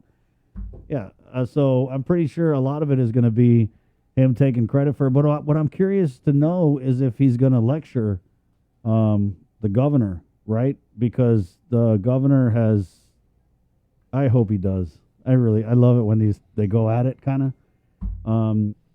So remember, the governor has said we're not spending any of this American Rescue Plan, whether it's all rise or all whatever, until after the July 16th public comment period for the guidance closes. So that means, guys, if you're holding your breath waiting for your RISE Act payment, please stop holding your breath. I don't want you to die. Because last time I checked, no one can hold their breath for at least 16 days. So don't hold your breath anymore, guys. She said that she would, I believe there was a commitment that she was going to pay it, but it's just like they got to make sure it's double okay with Uncle Sam. So anyway, I'm wondering, is the congressman to come out and be like, hey, what are you sitting on this money for? It's supposed to be for our people. Why wouldn't he, though? That's like a political slam dunk. I mean, anybody who's saying, give the people money, I like them a lot. Right? How do you lose with that? Right now, the governor looks so stingy, I guess is the word, right? I mean, let's be real, guys. And I'm not even saying it. It's hardworking people out here. who qualify for the RISE Act, who knew they were supposed to get it since December, haven't got it. I mean, that's a lot of people here at KUAM. I mean, it's a lot of people everywhere, guys. They're working people who work, right? They're supposed to get it, and they know they haven't got it. And guess what? They're hella salty about it. I don't blame them either. It's just not a good look, right? I mean, it's one thing if you say, hey, we're waiting for this public comment period to end. We know you're hurting. I'm sorry. We just want to be really sure that giving you this money is not going to jeopardize federal funding in the future. But we feel your pain. You know, something with a little compassion on it, you know? Not this just wait until August later. This is kind of what we got, right? I don't know. There should be more front-facing people. I don't know, guys. I don't even know what to do anymore. Sometimes I want to bang my head on the table. I do know she's giving away $10,000 this week, though. I know, yeah. So that money's going out for sure. There's your RISE Act, for sure. And it was last week they found the two most random people. I mean, these people were not connected to anybody. They were definitely... So go and enter, Jay. Where do they enter? In the meantime, while you're waiting for the RISE. Visit guam.com/VAX. You can enter the Vax to Win promotion. This week, you could win a brand new car. Yep. You got to say it like a brand new car. A new car. And Chris, what can they win? A new car. There you go. We need one of those long microphones with the Bob Barker ones. The one that Drew Carey uses. Yeah. Well, I was thinking way back. Don't forget $10,000, guys. Yeah, 10 G's, guys. 10 large. Yep, 10 large. So that's going to happen. Yep, 10 large. You get it. That's going to happen Wednesday, probably at 3 or 4.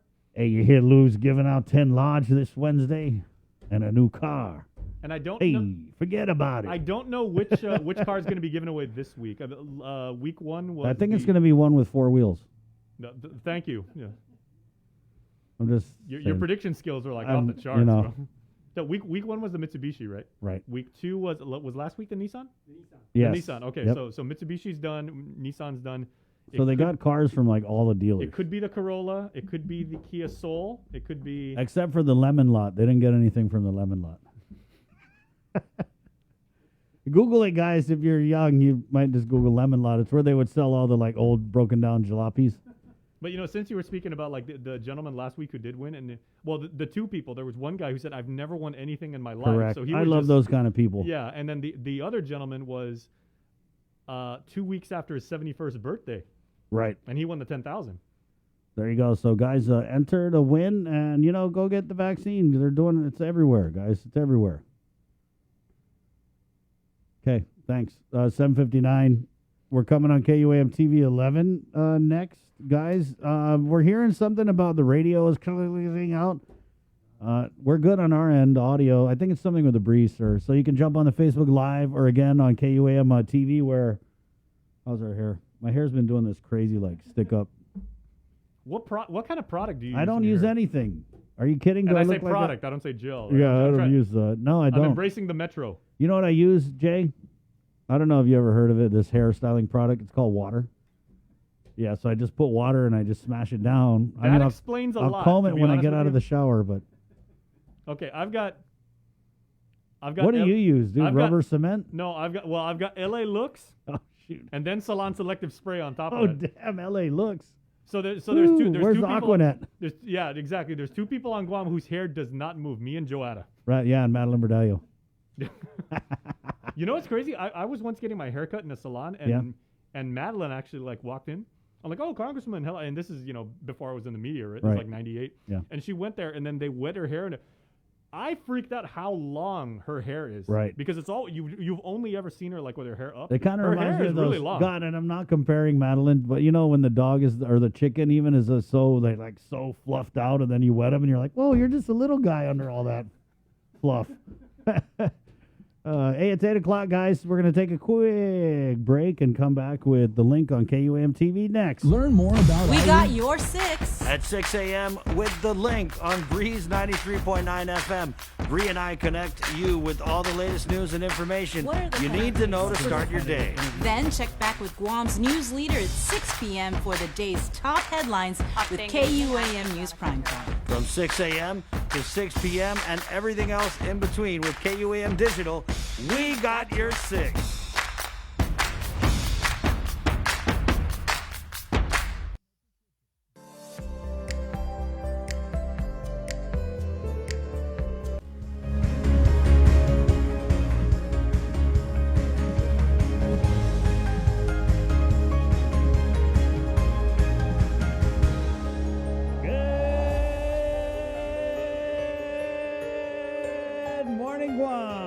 Good morning, KUAM TV land. Right on, my name is Chris. I'm Jason. Good morning, half a day, everybody. I love interacting with the Link fam in comments. Jason is more of like interact on the internet than interact in real life. Yeah. When I heard when the pandemic was first started and I was like, wait a minute, so they're telling us lock yourself in a room and don't talk to anybody. I was like, where do I sign up? Yep, and only go on the internet. Right on. Yeah. Okay, so we were talking a few minutes ago before we started on TV about I wasn't sure which car was going to be given away. Speaking of the Link fam, Cecilia Cruz Alacoa saying they're going to give away a Kia. So this week, if Cecilia is right, it's going to be the Kia Soul. Oh, nice. Yeah. That's the one the gerbils like to drive, right? Oh, that was cute. Yeah, that was Kia, I think. Okay. Yeah, and they're also giving away $10,000. Okay, well, now Landon's in comments. Landon, he's going to be on in about 20 minutes and everything, but he's saying, stop teasing Bob Barker. We are not teasing Bob Barker. I grew up on Bob Barker. When Bob Barker showed up in Happy Gilmore and beat the hell out of Adam Sandler, I was cheering for Bob Barker. It's 8:02. I am team Bob Barker. We were talking about hair before. Glenn comments in, Chris Malfunction Barnett has natural beauty. Thank you. Thank you, Glenn. Jason Solis, LA Looks is old school gel. How about Dippity Doo? Remember Dippity Doo? Dippity Doo was serious. That's like pomade already. That's Joe Ada level right there. Yeah. Thank you guys. Our Facebook Live show. Oh, Glenn comments in. I want to know what hairspray Madeline Bordallo uses. OMG, it's Typhoon Windproof. Yeah. Have you ever seen like Madeline out in a formal setting or like at any like official event and everything like that, not looking absolutely stunning? Here's Madeline has always been like so regal and so beautiful. Jay, I don't know. Can you pop on the vaccine win if you can answer this question? Good morning. Jerry Cruz comments in. Do we have to sign up for the vaccine drawing every week, or just once and names get shuffled back into the mix of names? No, I believe it's a one-time registration. So that's a very good question, actually. It is. I believe when they pick the winner, they actually remove the winner from the database so that they won't accidentally like win twice. But once you're in, you're in. Right. There's actually someone who sent a FOIA. The Vigilance Committee sent a FOIA to the governor's office, and they want to know like the whole process. What you got that whole thing started? I know once you started going on one. No, of your I'm just saying. about, No, I wasn't ranting. Are you kidding? No, you were. It's not a rant, dude. Own it, bro. And here from someone who stood 3 feet, 6 feet across from you when you were doing that. No, right? I was just saying after the first week, it was just like. Usually you would. I mean, if it's Powerball. And you said that because you have been someone who has... Because I've done a lot of raffles. Yeah. That's it. Yeah. I wasn't trying to, like, hate on it or nothing. I was just saying, But you want to see the process. Well, when you do a Powerball, you watch the ball, When I pick for a car over at the mall, you see the entries, and just people want to see it. Because there's a saying about seeing, Joe. I believe it's seeing is believing. So in theory, I mean, this is a proper raffle. When we had 31,000 plus people registered, you had a 1 in 31,000 chance, which actually is really, really good. That's actually pretty good. Yeah. This isn't like, like reality TV where if you audition to be part of the show, you have to tell your sob story and whoever's got like the saddest story. No, you tell your sob story after you win. Yeah, it's not like that. You do. No, get ready. If you guys win, you got to tell your sob story, your vaccine story. So anyway, the Vigilance Committee, they send FOIAs for they're like a transparency activism group. They sent a FOIA and they said, hey, we want to know the whole process. How do you pick the winners? Yada, yada, yada. So that's going to be pretty interesting to see. Because we just don't know, right? 8:05. What we do know, though, is that they're not announcing winners at 7:21 anymore on Wednesdays. Yep. That's going to be Wednesday afternoons. Yeah, so Wednesday afternoon. So week 1, they wanted to do it 7:21, but then they said they wanted to properly vet and, get this person to tell their story. So they did it 3. Last week it was a 4 because there were some, scheduling conflicts. And so that's going to happen this Wednesday, and this is week 3, and it goes all the way up until... Week 6. Yeah, until Liberation. Okay, real quick. You guys were talking about how we were saying Landon and the microphone. I'll bring this up on the Joe Sir account, but look at that. Landon is like, yeah, he's do got not the... hate on the Bob Barker microphone because he himself has used it. There you go. That's the long skinny mic. That's 806. And you know what, too? You got it, sir? Bob Barker, also a friend of animals. I'm sure if Bob Barker was here on Guam, he would have 3 or 4 things to say about the herd of dogs over in Teasdale. Right. It's 806, guys. Pacific Points, IT&E, Cabo Enterprises, and Jack in the Box proud to present this episode of Link, where, again, we'll get work week weather with Landon Eilert from the National Weather Service. Hopefully this week's weather a little more chill than last week, where we had the whole Core 3. Yeah, we went to Core 3. We had about an afternoon worth of, paying attention and observing and monitoring. What I want to know is, are the gnats still around? I didn't go out at all this weekend. I didn't want to run into those damn gnats. Right, that was crazy. Okay, Joe was out on the water. If you guys didn't see at the beginning of the show, Joe Sir took his family out for the first time in a year and a half. He went dolphin watching. Wow. Had a blast, was super nervous in the beginning, but then everybody was vaccinated. And his eldest son said, Dad, I just want to tell you, you never knew this. That was actually one of my bucket list items. So thank you. Day.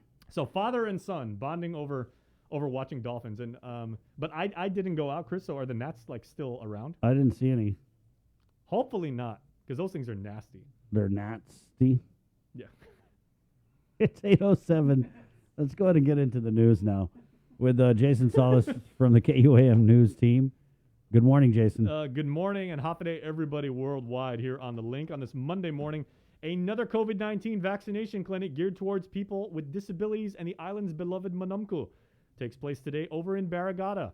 Guam Legal Services Corporation's Daniel Summerfleck, he's a friend of ours, he's been on the show, said the initiative is to eliminate barriers that people with disabilities may have access to the COVID vaccine. The clinic is at the Barragata Mayor's office from 9 a.m. until 2 in the afternoon. Please do avail of those services. And also thanks to our friends at the Legal Services Corporation for making that happen. Over 80 volunteers showed up on Saturday, ready to clean up as much trash as possible at the Maritzo Pier project. Project organizer Will Naden, who was on this show last week, said the turnout was fantastic. Tires, plastic bottles, cans, fishing lines, hooks, and even boat pieces. That's crazy. Where some of the debris cleared from under the water. Then on Sunday, more than 100 island residents participated in the Pride Motorcade. At around 4 p.m., members of Guam's LGBTQ community and straight allies alike met up at the Dededo Mayor's office and waved their flags and honked their horns all the way down to Adelup. The House of Diosa, the Sisters of the Moonlight, and Gumarasa Atsulati organized the event celebrating the LGBTQ community's accomplishments, sacrifices, and challenges. Revenue Taxes processed checks in other news to pay by direct deposit or for pay. They processed 2,300 tax year 2020 and prior year tax income refunds. Total refunds paid is about $6.5 million for returns filed on or before March 30th. You can check out myguamtax.com and click on Look Up Status of 1040 Refund if you'd like to see your status. All right, let's go back to the newsroom now where Tyler Matanani is standing by and she has everything that's happening on the island. Here's your Link update. This news update is brought to you by Pacific Points. Do more, get more. Buenas and Hafa day, everyone. I'm Tyler Matanani with your headlines here on The Link. Amidst increasingly intense political pressure, Speaker Therese Terlahi held a news conference Friday to clear the air about her controversial bill to amend the medical malpractice law. Nestor Lecanto reports. As the speaker tells it, the pressure is growing. It pains me that my colleagues are being threatened or shut out from medical care for themselves and their families, and worse, that patients in great need are being refused care because of introduction of this bill. The intent of her bill is to provide a way for those who can't afford it to be able to file a legitimate medical malpractice claim. Currently, the law mandates that all claims must go through costly arbitration, which is out of the reach for many. She says even the court has said it's unfair to deny people justice because they can't afford it. Her measure seeks to remedy that by removing mandatory arbitration and adding the option of going before a magistrate's judge. Bill 112 has evoked a strong response from our doctors who are afraid that opening barriers for legitimate claims might increase their costs or change their way of practice. In fact, doctors have said it will have a chilling effect on their practices. They won't venture into other subspecialties out of fear they could be sued. Malpractice insurance, if they can get it, is costly. And because many doctors are small business persons too, the higher costs will ultimately be passed on to patients. But Terlahi says her bill does not require malpractice insurance, and there are explicit protections for doctors under the magistrate option. The ability of doctors to practice outside their specialty is not considered malpractice today, or if it's not considered malpractice today, this standard of care would continue. She has received suggestions from a physicians group, but she calls them unsustainable because the funding generated, for example, would only be able to cover a handful of claims. I am asking the medical community to continue to come forward in good faith, to attend our public hearings with productivity, and to send in your suggestions. And to the people of Guam, I encourage you to come forward with your stories, your questions, and your concerns. An informational hearing on the bill was held earlier this week. The first public hearing is scheduled for July 7th. Terlahi says the one thing they can't do is nothing. There has to be a change. If we decide as a legislature no change, then we are deciding to purposely, while it's been laid out straightforward in front of us, to purposely exclude poor people and even middle-class people from seeking justice. For Guam's News Network, I'm Nestor Lecanto. 21 police officer trainees took the oath and were sworn into the Guam Police Department Friday morning. KUAM's Adriana Cotero takes us into the swearing-in ceremony held in Tidsin. Stuff that happened in the past that made me want to become one. Chloe Titano has always wanted to become a police officer, and on Friday she fulfilled this dream. As Titano, along with 20 other police officer trainees, were sworn into the Guam Police Department. I definitely feel proud, happy, excited, nervous of course, but definitely proud. Proud to be able to serve our community, serve our island. Also feeling proud, Chief of Police Stephen Ignacio. This is the second full police cycle that we've graduated under this administration. And so we're able to graduate 21 new police trainees to get them out in the field, conduct their on-the-job training, the OJT. And in 2 months, once they satisfactorily completed that process, then the Guam Police Department and the community, most especially, will have 21 brand new police officers out in the street. The newly sworn-in officers underwent extensive training that included 7 months of classroom and practical exercise instructions. And starting today, they have the authority to execute their law enforcement duties. Chief Ignacio says the department continues to recruit officers. We're not going to stop because the community needs more police officers, and the community deserves more police presence, and we're working to bring that to reality. And if you want to make your dream a reality, all you have to do is believe it's possible, explains Titano. Always surround yourself with good people, a good environment. Always believe in yourself. Focus on self-love, because that's the only way for you to be able to go beyond what you believe is if you believe in yourself and you love yourself. Convicted federal drug offender Mark Mayo is fighting his sentence. Earlier this week, Mayo was sentenced to a 10-year imprisonment for conspiring with others to smuggle in over 400 grams of meth through the mail from April to May of 2018. He was indicted back in November of 2019 and was the lone defendant in the case to take it to trial. A jury of 12 found him guilty for count 1 conspiracy to distribute meth and count 2 attempted possession of meth with intent to distribute. Mayo filed a notice of appeal and was assigned a case number for his appeal. A hearing date has yet to be scheduled. They served as an essential link for Guam to the outside world. United Airlines, Philippine Airlines, and Jin Air were recognized today with Lifeline Carrier Awards by the Leon Guerrero administration as they continue to fly and provide essential service and cargo during the pandemic. They were honored in a ceremony at Adelup where the governor offered the island's thanks. But because of your mission and your services, we continued on with whatever essential life we could have here on our island.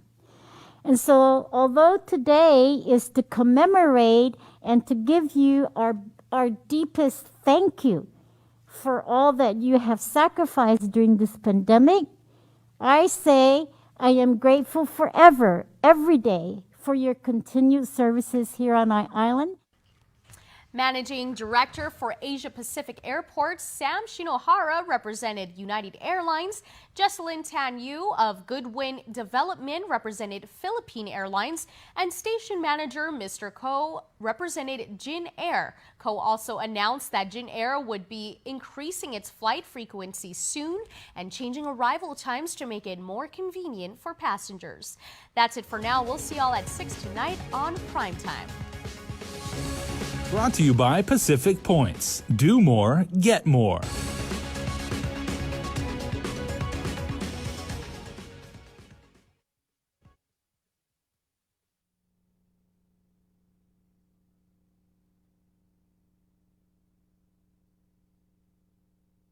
Revan Tax has processed checks for or pay by deposit.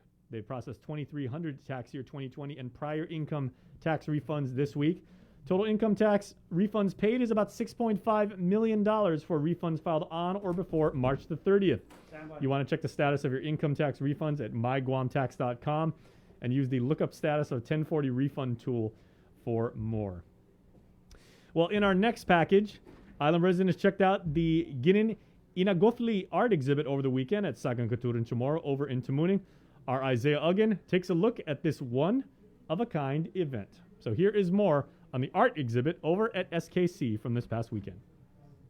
Ginin Inagofli means friendship to care for and to really see one another, and is an indigenous exhibit spearheaded by Gumagela to honor Pride Month. The exhibit will be open from 11 a.m. to 5 p.m. on Saturday, June 26 through Sunday, June 27 at Sagang Katuran Chamorro's Guma Artista, House 7. Gumagela co-founder Rokin said the display is a collection of work assembled from local artists in the past few years. So really this exhibit is just to kind of kick off Pride and just say, Biba Pride. He explains the mission of Gumagela. Gumagela is an artistic, creative collective, pretty much at its core. We have many different artists through various different mediums. We have makeup artists, photographers, storytellers, dancers, chanters, and really it's just a community space where we're able to celebrate ourselves and really dive into our cultural heritage and just kind of put our little spin on it, our little interpretation, really make it meaningful for us as well. Rokin shares what sparked the foundation of the exhibit. I think, there are many different people that have come before us that have done amazing work, in Chamorro rights, in LGBTQIA rights, and really we just want to continue that legacy. He invites the community to contribute to the altar. So we have some lovely Post-its over here, and really just think about yourself potentially as a future ancestor or a love letter to ancestors already have gone. Really it's just to kind of have a little conversation. Reporting for Guam's News Network, Guahusi Isaiah Uggan.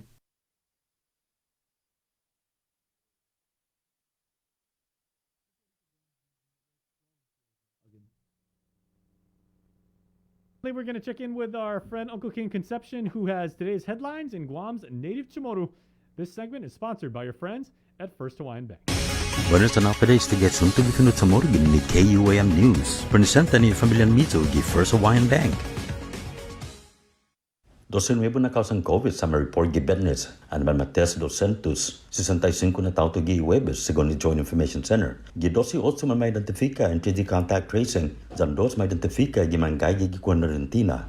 Putoto disti itinituhan na pesti, 8,328 na causang COVID ma-report. 139 sa Mampinino, 85 manggay gi active isolation, 8,104 ti manggay gi active isolation. 5 man ma-hospital, 4 gi Guam Memorial Hospital sa Uno gi Nevo Hospital. Isa na guahang car na grado sa Uno. Para man mabakuna na numero, esta 93,528 mang kabalis minakunania kontra COVID-19. Asunto gin Nicotti, Si Mark Mayo na makumbikta ni federal na kausa pagkanata di Veneno sa mumumu di sentensya. Masentensya si Mayo para 10 anos gi preso por matututut na notusia para malifit halum guahan maski 400 grama na meth entry post office gi abrit este majo na mes i 2018 na sakan. Maindak tatigi November na mes gi 2019 na sakan. Jagwiza na mais sa matrial gini na kausa. Izurin dosi sa masodaro miso si Mayo por un cuenta na conspiracy para fan distribute meth jan dos cuenta no akeketsagi man susteni meth jan intensyon na sa para distribute. Manfayo si Mayo apio na notisya zamanay otro na numerong kausa para jan na apio. Tibete mas kekezo na aina jan na hearing na para masusedi. Otro gini nikoti Maresta si Jonathan Harrison Tenorio, 35 anos na edad, zama charge pa mina 4 grado na criminal sexual conduct, no misdemeanor, ane mataki na apatsa un hobensita ane mamaygo. Según dokumento ni Koti, mamaygo biktima, no 17 anos na edad, gikasi alas 7 egaan, gidia 23 Junyo. Za senti guaha pumupala kasunes na kadada, za inahakun. Manmata za di si Tenorio na pupala imagagunya lokwe. Ma-entrevista si Tenorio za nega na keban sagwe gi bosni na manera guatu gi biktima. Gi dokumento ni Korti Lokwi, anong nagagi si Tenorio gi pre-trial release. Ane ma-charge gi otro kausa por segundo grado na criminal sexual conduct za ma-release gi kondisyon na tifanat brota, manensora para fufan molesta, membrong familia siya gi parewan manyasaga. Mas artikulo, the Department of Revenue and Tax and the Department of Administration sa mga listo esta 2,319 na tax refund sa parufan mameo husang i-check siya para madisposita direktamento gi banko. Ibalina todo sa 6,540,457 pesos. So mano gwini edi siya na refund ni man magarners para mapasitati di biniya gi gobernamento. Diyan para edi siya Thailand na sina return ni man mafayo antes pag gidatan tagimatsu 2021. Alagya mas si Department of Revenue and Taxation na dyan malago o puntungo edi medyo refund na istao. Alam gi edi mo account gi www.myguamtax.com. Doon na sabi edi look up status of 1040 refund na batunis. Yuto mo, maski senta man matu para fan man voluntaryo para fan man hoka basula gi imaleso pier na project di Sabalu. Humiluli project si William Naden, elengin na San Maguf, yung mujong na project no finatunesti siya na taw-tawi. Gomang kareta siya, butezang plastic, lata, gugad metopak, zang kuntodo pitawsang boti siya, zang noto siya na klaseng basula, sama na suha gi papahanum. Sa portaw tamaleso gwilo ko izan nubianya lilani sablan, masanga na iparo managaskan sa porma hoke basula siya, gipantalan sa unwa gisan megana project niya por forman na itatigi komunidad. Epok sa Naden, i-residentin todo isla no famatinas organisasyon lokwe para munagaskas no siyempre na beneficio mas sa islata. Si Naden dyan sa sablan sa 22,017 nasakan matutog este na klaseng project siya. Para Guam News Network, Guasikin Conception. Yasunto yung finut sa moro sa presenta sa ninafato ni Familia Mizo gi First Hawaiian Bank.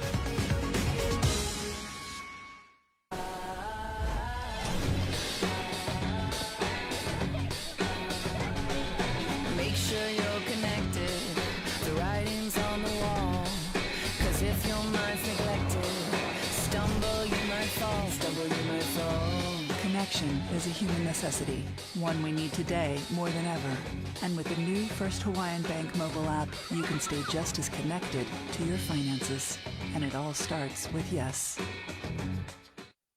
Our World War II survivors have endured more sacrifice, suffering, fear, hope, and perseverance than we can ever imagine. Their stories have been passed down from generation to generation and have become a central part of the legacies and histories of our families. As we commemorate our 77th annual liberation, we invite you to share these stories and special memories as we present My Liberation Hero.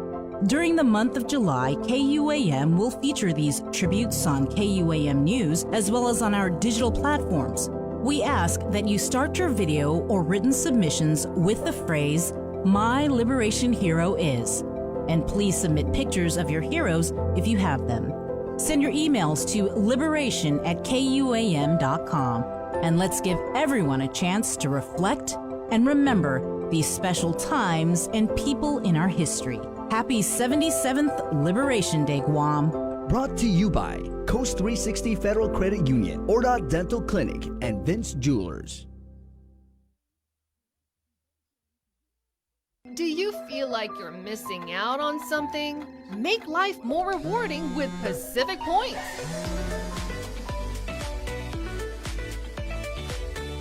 Earn and redeem points for bill rebates and free load at IT&E, discounts on fuel at Shell, vouchers at Foodies, and United Mileage Plus miles.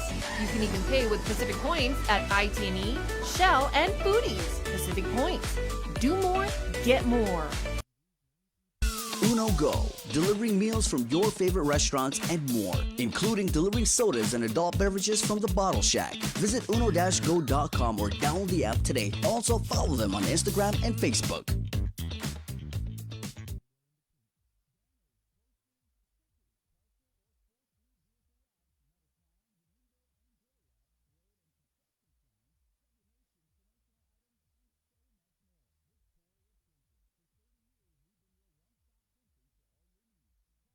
KUAM's multi-platform morning show, The Link, just got a little more delicious with Feed Me Fridays. Chris, Sabrina, Jason, and the rest of the morning crew will take some time each Friday to talk food, taste food, and bring you all the latest and greatest in food from King's Restaurants and Ruby Tuesday Guam, old faves, new hits, and everything on the menu in between. It's Feed Me Fridays on The Link.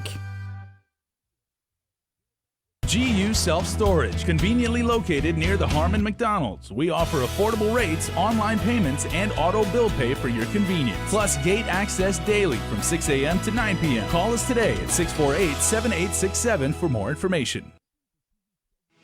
The relationship between Guam and Manila, Philippines is undeniable as we share similar cultural traditions, history, and heritage, with generations of Filipinos calling Guam home. KUAM presents a monthly look at the capital city featuring in-depth and engaging interviews on everything from medical tourism to new business and government leaders. Veteran newscaster Nestor Lecanto delivers Beyond Our Borders. This special program is brought to you by the Bank of Guam and KFC.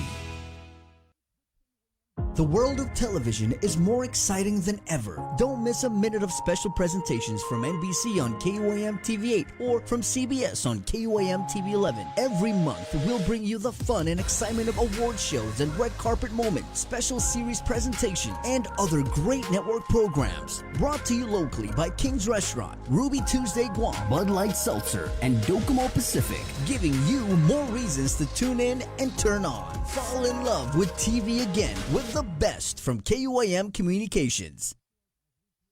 Looking for TV schedules, upcoming sports, or special presentations, or what you may have missed over the busy week you had? Well, look no further than KUAM Digital Digest. This weekly emailed newsletter puts all kinds of information in the hands of subscribers each and every week. Just subscribe and we will make sure you keep up with your favorites and stay informed and entertained throughout it all. Go to KUAM.com, click on the newsletter tab, give us your email address, and you are all set. Brought to you in digital partnership with King's Restaurant and Ruby Tuesday Guam. It's the KUAM Digital Digest, your weekly guide to the latest information and best entertainment on the stations and platforms of KUAM. Surrender your body to me in your living room. Shimmy, shimmy, girl, get down and dirty in your living room. No need to stall, give your all in your living room. Whoa, whoa, whoa, oh, when the stars form its alignment, time is drawing near for me to unleash the Titan. Out of the fog I appear here right next to you. You feel it too. Don't fight the magic, girl, let it happen in your living room. Ooh, you. Board up your window, girl, lock down your door in your living room. Whoa, whoa, whoa, oh. Well, this is me. All right, welcome back to The Link on this Monday morning. Jason Salas, Chris Barnett, and Mr. Joser doing all the technical stuff here. We're glad to have you along for the ride. If you're with us on the mainland, happy Sunday to you too. Somebody who has been up probably even earlier than we have, and we get in kind of early, is our buddy Landon Idlet over at the National Weather Service. Now, Landon, we enjoy having you on the show each and every week, and I know what probably the key skill of being a weatherman is the ability to forecast, but it's also having the ability to look back and examine historical data and everything like that. So How much time have you spent maybe in the last couple of days looking at, last week's little tropical storm? Yeah, I was looking at that a lot, particularly Tuesday and Wednesday, immediately following the aftermath of that situation, and going back over the calls that we made from the Weather Service about the tropical storm warning, the watches. And in hindsight, there's not really anything we would have changed. I think all the calls are made as accurately as possible with the science in mind, but then also with the social science aspect in play as well, because we have to cater to the community, also preparedness, posturing, and the possibilities. And so as we were going into that first advisory from the Joint Typhoon Warning Center at 1 o'clock Monday afternoon, what we were looking at the possibilities, and any bump in that situation, there could have been a significant change in outlook and outcomes for the island. And so as we went ahead and warned on the tropical depression for the possible development to a tropical storm, that next advisory confirmed that warning that we put out because it had bumped a little bit north of the original track, bringing those tropical storm force winds over the islands. But the next one showed that mitigated development, which was also a possibility. But on the edge of caution, we did have to go into a warning scenario for that. At one point, we were looking at warnings for possibly Rhoda as well, and then watches for the northernmost islands. But as we were getting that daytime animation from the visible satellite, we could see that center, the main center circulation was not deviating farther north, but it was starting to make that turn toward the south of Guam. And so we stayed away from putting out any watches for Tinian and Saipan, and also avoided a warning for Rhoda, but did put them in a watch just for that possibility. So that's just the situation we have to deal with in these developmental situations. When we get to the slides, I will show you that track in closer look. But for a forecasting standpoint, we like these storms to develop farther east of us, so you have a well-developed tropical system, and then you can watch it. But keep in mind, every little directional change when it's way east of us can have a profound impact, whether you're looking at a passage south of Guam or close to Guam, or near Saipan and farther to the north. And so those little changes can mean a lot of differences in a period of 24 to 36 hours. So that's one thing we always have to keep in mind. In the states where you have a landfalling hurricane hitting the Atlantic seaboard, you can put a large area of population and coastline under a warning, whereas we have small islands. So we have to put the whole island into a watch or warning for that reason. So it's very tricky. It's a lot of thought and discussion going on in our operations area down the hallway, where we have to consider these calls and work with our government partners, Guam Homeland Security, Saipan Homeland Security, and other agencies to make sure it's coordinated, it's well understood, the reasoning, and what the expectations are for possibilities for weather across the island. So it's a lot of thought. I blew through my data on my phone in one day.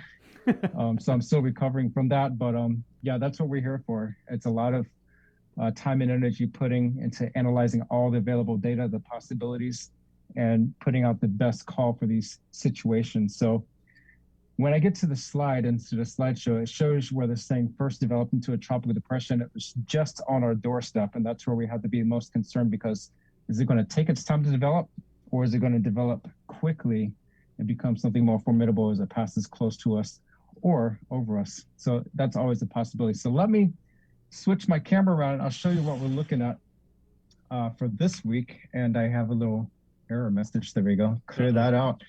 Not much out there this morning. We had some morning showers pass over the island, but otherwise we're clearing up nicely for the day. It's already hot and humid out there. Not too much near Rhoda, not too much near Tinian and Saipan, but if you go farther east of us, you see all this glitter. Those are lightning strikes. We're under the influence of a upper level trough just to our east with a little bit of a surface feature pushing in along 150 east longitude. That's generating scattered showers and thunderstorms with an upper level low that's situated to our northeast. When we have these upper level features, that brings that instability in the upper atmosphere, and that can help generate the heavier showers, isolated thunderstorms, and can bring some locally heavy rainfall in a short period of time. This is kind of that transitional weather pattern that we see.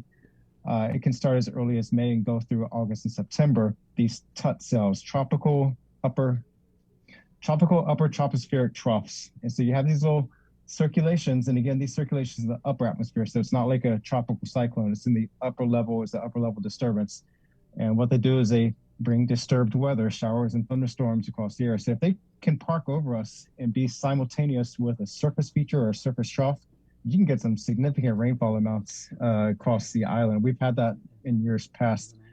And I'm going to bring up those lines. Okay, let me see if I can find it. There we go. So if that shows up well, we can see that tut cell, so to speak, right here. And we have that upper trough extending eastward near Wake Island. And so that gives us a little bit of energy to generate those showers and thunderstorms. Elsewhere, not too bad. We do have a broad area of weather that's been generating showers and thunderstorms across eastern Micronesia. We don't see anything suspect for this as far as tropical development. So there have been rumors, especially since Champi last week, of another system coming through. That is not the case, but we are watching for any kind of threats of development. Right now, we don't see much for organized development, so that's good. So if you want to go ahead and cue up the slides, and we'll get right into the slideshow, and I'll talk more about Champi shortly. So really a beautiful day, unlike a week ago. And last Monday, that was my 11-year anniversary of walking into the National Weather Service on my first day on the job. So yeah, I celebrated the 11th year with the tropical storm warning. So which for you is probably very, very poetic justice, right? You know, I thought there's a lot of irony to that, but you know, I wouldn't have had it any other way. So yeah, it was a great day, and I'm glad that we came out of it okay. And you know, we're just at the beginning of the peak period of the year. So yeah, hold on to your seats, folks. Risk of rip currents, moderate bomb fire danger. That took a tumble last week. We had a record rainfall for the day. I think that was Monday as that system was passing. Actually, it was Tuesday as that system was passing. But we had the heavy rain band over Guam Tuesday morning. We had 2.83 inches of rainfall that day. Next slide. And that shows that information. So yeah, we had 2.83 inches of rain for the day on last Tuesday, which brings us a little bit higher for the month, but we're still below average for the month and also for the year, but we're creeping into better conditions. In the next slide, this is the track of Champi. So it did become a typhoon briefly, but it was a very minimal typhoon just west of Iwo Jima or Iwo To Island, well northwest of us. So it developed just southeast of Guam, and that's where we get in that gray area when it comes to the warning and the conditions of readiness. This is one of those tough calls. It's which way do you go? Which way do you go that you're not over prepared, but also not under prepared? And so this is one of the trickiest situations you could be in. And from a forecasting standpoint, it's one that I've never wanted to be in. And so far, every storm I've worked has been this type scenario. October 30th last year, tropical depression at Sani was exactly like this. But that's the track of it.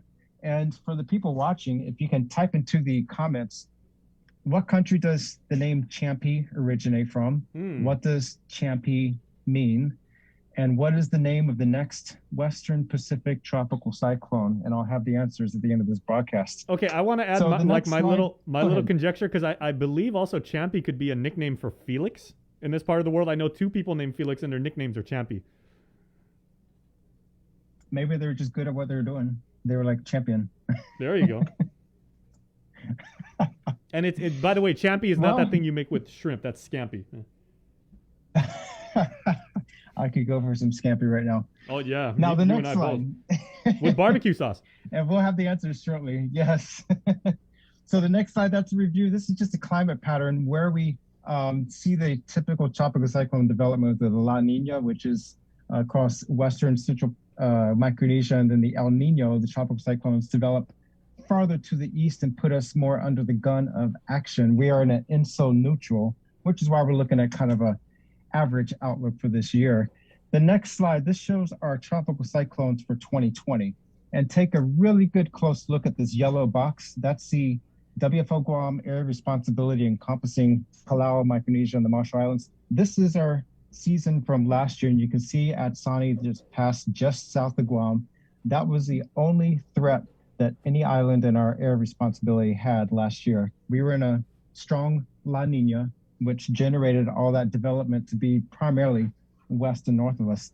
The next slide That shows 2015. That was a strong El Nino. Look at that difference there. We had all kinds of development across the region, especially in the Marshall Islands, Eastern Micronesia. We had a couple of crossovers from the Central Pacific. They crossed over the date line. But if you look real close to Guam, as much activity we had, we did not take a direct hit over the island. We had a lot of scrapes, Tropical Storm Bobby, Chanhome, Typhoon Dolphin. We had a lot of storms come very close to Guam, but no direct hits. Not so lucky for Rota, Tinian, and Saipan. But this is why I always say is even if we expect a lesser activity across the region, it only takes one storm, whereas 2015, we expected a lot of activity across the region. We didn't get a single direct hit to Guam, though we did have some damage from some of our passing systems. So keep that in mind as you plan for the year ahead. And Landon, I think months. I think it was a Typhoon Dolphin that, like you said, it affected the CNMI way worse than us, but I believe it actually took out some of their weather tracking gear up there in Saipan, right? Yeah, I need to go back and look at that. I know they've had some significant hit. They had Super Typhoon, or actually, Typhoon Pseudolore. That one hit them, I think it was in September of that year. And so that was a very small midget typhoon, as we call it, a very small, compact typhoon. And that went right over central Saipan and caused a lot of damage up there. That was rated as I think a low-end Category 4 typhoon. So this next slide that you're on, that's our climatology for Guam. These are the tropical cyclones within 60, 120, 180 miles. That's 1, 2, and 3 degrees away from the island of Guam since 1945. And so these are tropical depressions, tropical storms, and typhoons. And if you notice, June is our slow month. So we have a small peak in April and May climate-wise based off of storms in the past, and then June bottoms off again. But the climb is going to begin in July and continue through August and September, and our peak September, October. So we have a lot of year left ahead of us. So make sure you're prepared. Don't rush completion. Don't rush your plans to completion in the 24 hours before a storm is expected to hit. Do your your thought process, your planning now while there is no threat. The next slide, that just shows our polar orbiting winds. Again, not much out across the region. We do have a trade wind surge to our east near Wake Island. That'll eventually push closer to our area by the end of the week. And the next slide, that shows our peak in the seas and surf early last week. That was with our tropical depression. Since then, we flatlined, and we're going to be doing a steady climb, but not too much. Combined seas of 2 to 4 feet the next several days, building to around 4 to 5 feet by the end of the week as the winds gradually increase with this trade wind disturbance. So the next slide, Champi. This name originates from Lao, and it means red jasmine flower. And so the next tropical cyclone, that will be named Infa, and we'll have more about that name the next cyclone we get. So Champi was our 6th tropical cyclone for the Western North Pacific of the year. Typhoon Dolphin back in May of 2015, that was the 7th tropical cyclone. So 6 by the end of June. We're not doing too bad, but we're holding steady as we go into the later parts of the year. Yeah, Landon, I got a couple guesses from our friends in comments. Maggie Monroe Anderson, when you asked the question, where's the place of origin from Champi, she said she thought it might be from Hong Kong. Okay. Close. Yeah, our last one, I think Kogumi was from Hong Kong.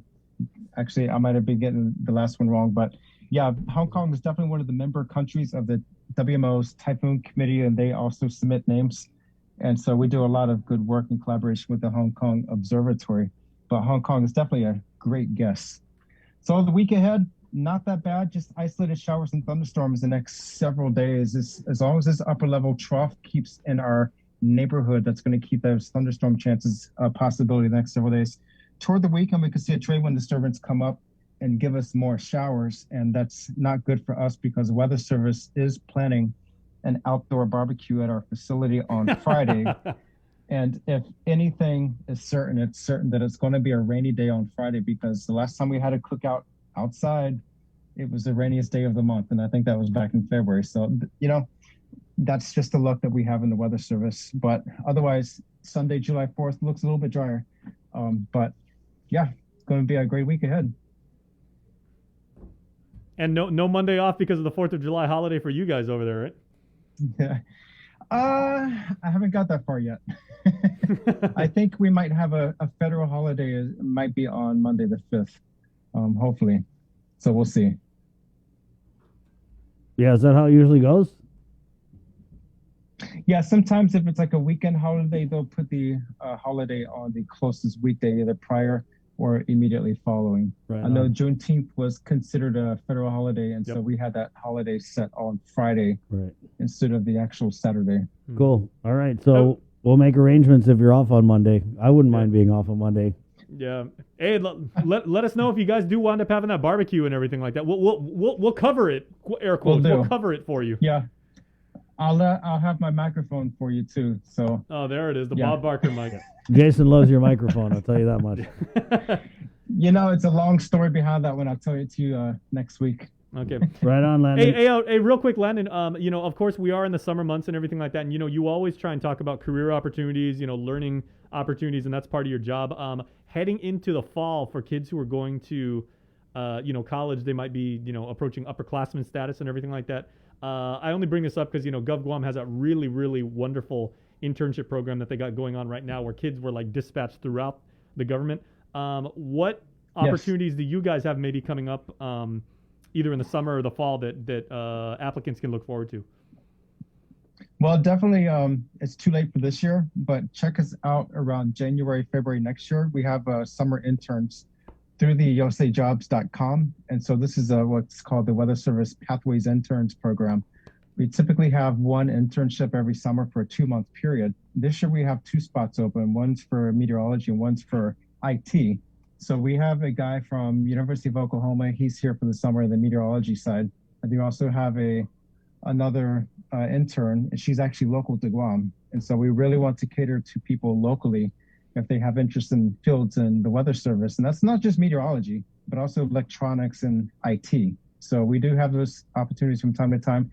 Check out USA Jobs and also send us a message on our Facebook page or email you all at KUAM or my email. And I don't think I have it on the bottom bar, but email KUAM. They have my contact if you're interested in a summer position, and we'll talk. But otherwise, in lieu of an internship or something more formal like that, come visit our office. Once we are allowed to have non-mission essential guests in our building because of COVID, once we can have guests back, we hope to have people in our office for visits and tours and just to meet and greet people in the community. Yep. If for no other reason, people watching this right now, the fact that you can actually, 1, hang out with Landon, because that's a treat in and of itself, and then 2, you can actually get to put those weather tracking balloons into the sky, which is an experience everybody has to try at least once.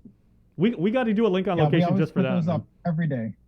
Yeah. Yeah. When like I said, when we have you over in the office again, we'll definitely have you for a balloon launch. We talk all about that. Dude, I can't wait for that, man. All right. Have a good day, man. Thank you. All right. Always good stuff. Right on. Yep. We're taking a quick break. It's 8:49 right here on the link, Monday, June 28th. Good morning. Tacos and our World War II survivors have endured more sacrifice, suffering, fear, hope, and perseverance than we can ever imagine. Their stories have been passed down from generation to generation and have become a central part of the legacies and histories of our families. As we commemorate our 77th annual liberation, we invite you to share these stories and special memories as we present My Liberation Hero. During the month of July, KUAM will feature these tributes on KUAM News as well as on our digital platforms. We ask that you start your video or written submissions with the phrase, My Liberation Hero is. And please submit pictures of your heroes if you have them. Send your emails to liberation@kuam.com. And let's give everyone a chance to reflect and remember these special times and people in our history. Happy 77th Liberation Day, Guam. Brought to you by Coast 360 Federal Credit Union, Ordot Dental Clinic, and Vince Jewelers. After a year with so many games and events delayed or unplayed, the world is ready for anything and everything in the world of sports. KUAM Communications is ready with more games, more championships, and more specials that are guaranteed to bring out the fan in you. Don't miss a minute of gameplay from NBC on KUAM TV 8 or from CBS on KUAM TV 11. Every month, we'll bring you the action and excitement. Brought to you locally by Michelob Ultra, Superior Light Beer, Marianas Irrigation and Landscape, and Docomo Pacific. Just more great reasons to tune in and turn on so you'll fall in love with TV again with the best from KUAM Communications. Catch SportsLink on the KUAM News Morning Show, The Link, every Friday to hear about the latest in sports news, game schedules, athlete profiles, and more. SportsLink, brought to you each week by Cure Alkaline Water and Marianas Irrigation and Landscape, airs every Friday across the multimedia platforms of KUAM. Tune into the broadcast on Breeze 93.9 FM on KUAM TV 11, live streaming through the KUAM News Facebook page, or view highlights on YouTube, KUAM News Facebook, and Instagram. SportsLink is hosted by Dave Delgado through KUAM Sports, and he will make sure that everyone knows what is happening on the fields, in the gyms, and everywhere in between. Do you feel like you're missing out on something? Make life more rewarding with Pacific Points. Earn and redeem points for bill rebates and free load at IT&E, discounts on fuel at Shell, vouchers at Foodies, and United Mileage Plus miles. You can even pay with Pacific Points at IT&E, Shell, and Foodies. Pacific Points. Do more, get more. GU Self-Storage, conveniently located near the Harmon McDonald's. We offer affordable rates, online payments, and auto bill pay for your convenience. Plus gate access daily from 6 a.m. to 9 p.m. Call us today at 648-7867 for more information. The relationship between Guam and Manila, Philippines is undeniable as we share similar cultural traditions, history, and heritage, with generations of Filipinos calling Guam home. KUAM presents a monthly look at the capital city featuring in-depth and engaging interviews on everything from medical tourism to new business and government leaders. Veteran newscaster Nestor Lecanto delivers Beyond Our Borders. This special program is brought to you by the Bank of Guam and KFC. The world of television is more exciting than ever. Don't miss a minute of special presentations from NBC on KUAM TV 8 or from CBS on KUAM TV 11. Every month, we'll bring you the fun and excitement of award shows and red carpet moments, special series presentation, and other great network programs. Brought to you locally by King's Restaurant, Ruby Tuesday Guam, Bud Light Seltzer, and Docomo Pacific, giving you more reasons to tune in and turn on. Fall in love with TV again with the best from KUAM Communications.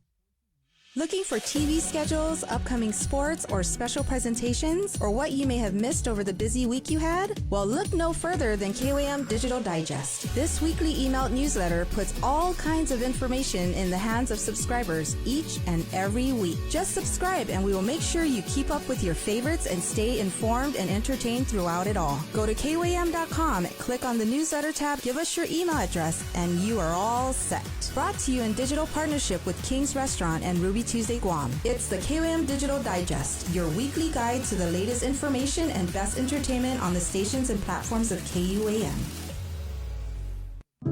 As a reporter, I often ask people what compelled them to get the COVID-19 vaccine. For me, someone who's lived through coronavirus, I can't help but fear the idea of possibly infecting others, unknowingly passing it along to someone with a lesser immune system, someone's mother, father, grandparent, or someone who wouldn't be as blessed to suffer only minor symptoms. When I contracted COVID, that is what weighed most on my heart and mind, and that's why I did everything in my power to prevent this from happening, by following public health protocols. And now I am doing the same thing, being mindful my decisions, choices, and actions don't only affect me, but the entire nation. So I chose to get vaccinated, simply to protect others. My name is Adriana Catero. I'm a KUAM News reporter and anchor, and a proud member of the Vaccination. Join the vaccination. Scan and plan. For more information, go to KUAM.com. Brought to you by American Medical Center, your partner in healthcare.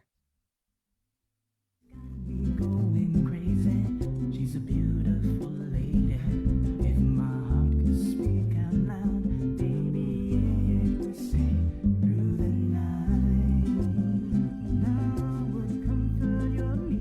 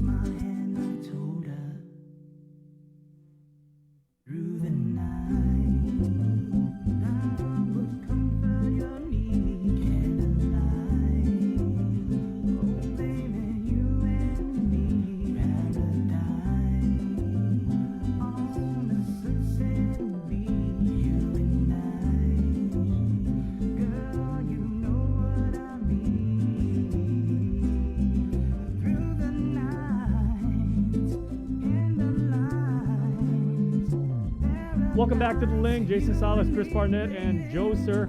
Rocking and rolling on this Monday as you head back to work. Now, most of you have been I don't know if we were rocking and rolling, bro. It's more like islanding. Oh, there you go. Yeah. Well, there Big you as go. Al. This is my friend Big as Al Nohalawa.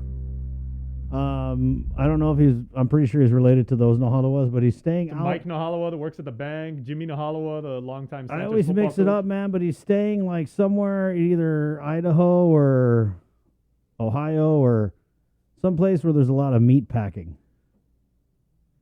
That could be New York. That could possibly It's somewhere in the middle of America, though. Oh, okay. Yeah. So anyway, he's a local musician. He's staying out there. I heard he was working on Cyrus is some laughing stuff. at us because Right. we're just doing a terrible job at geography right now. Cyrus is like Google meat packing states. That just sounds all kinds of wrong, by the way. All right. I'm going to hand this over to Jason real quick.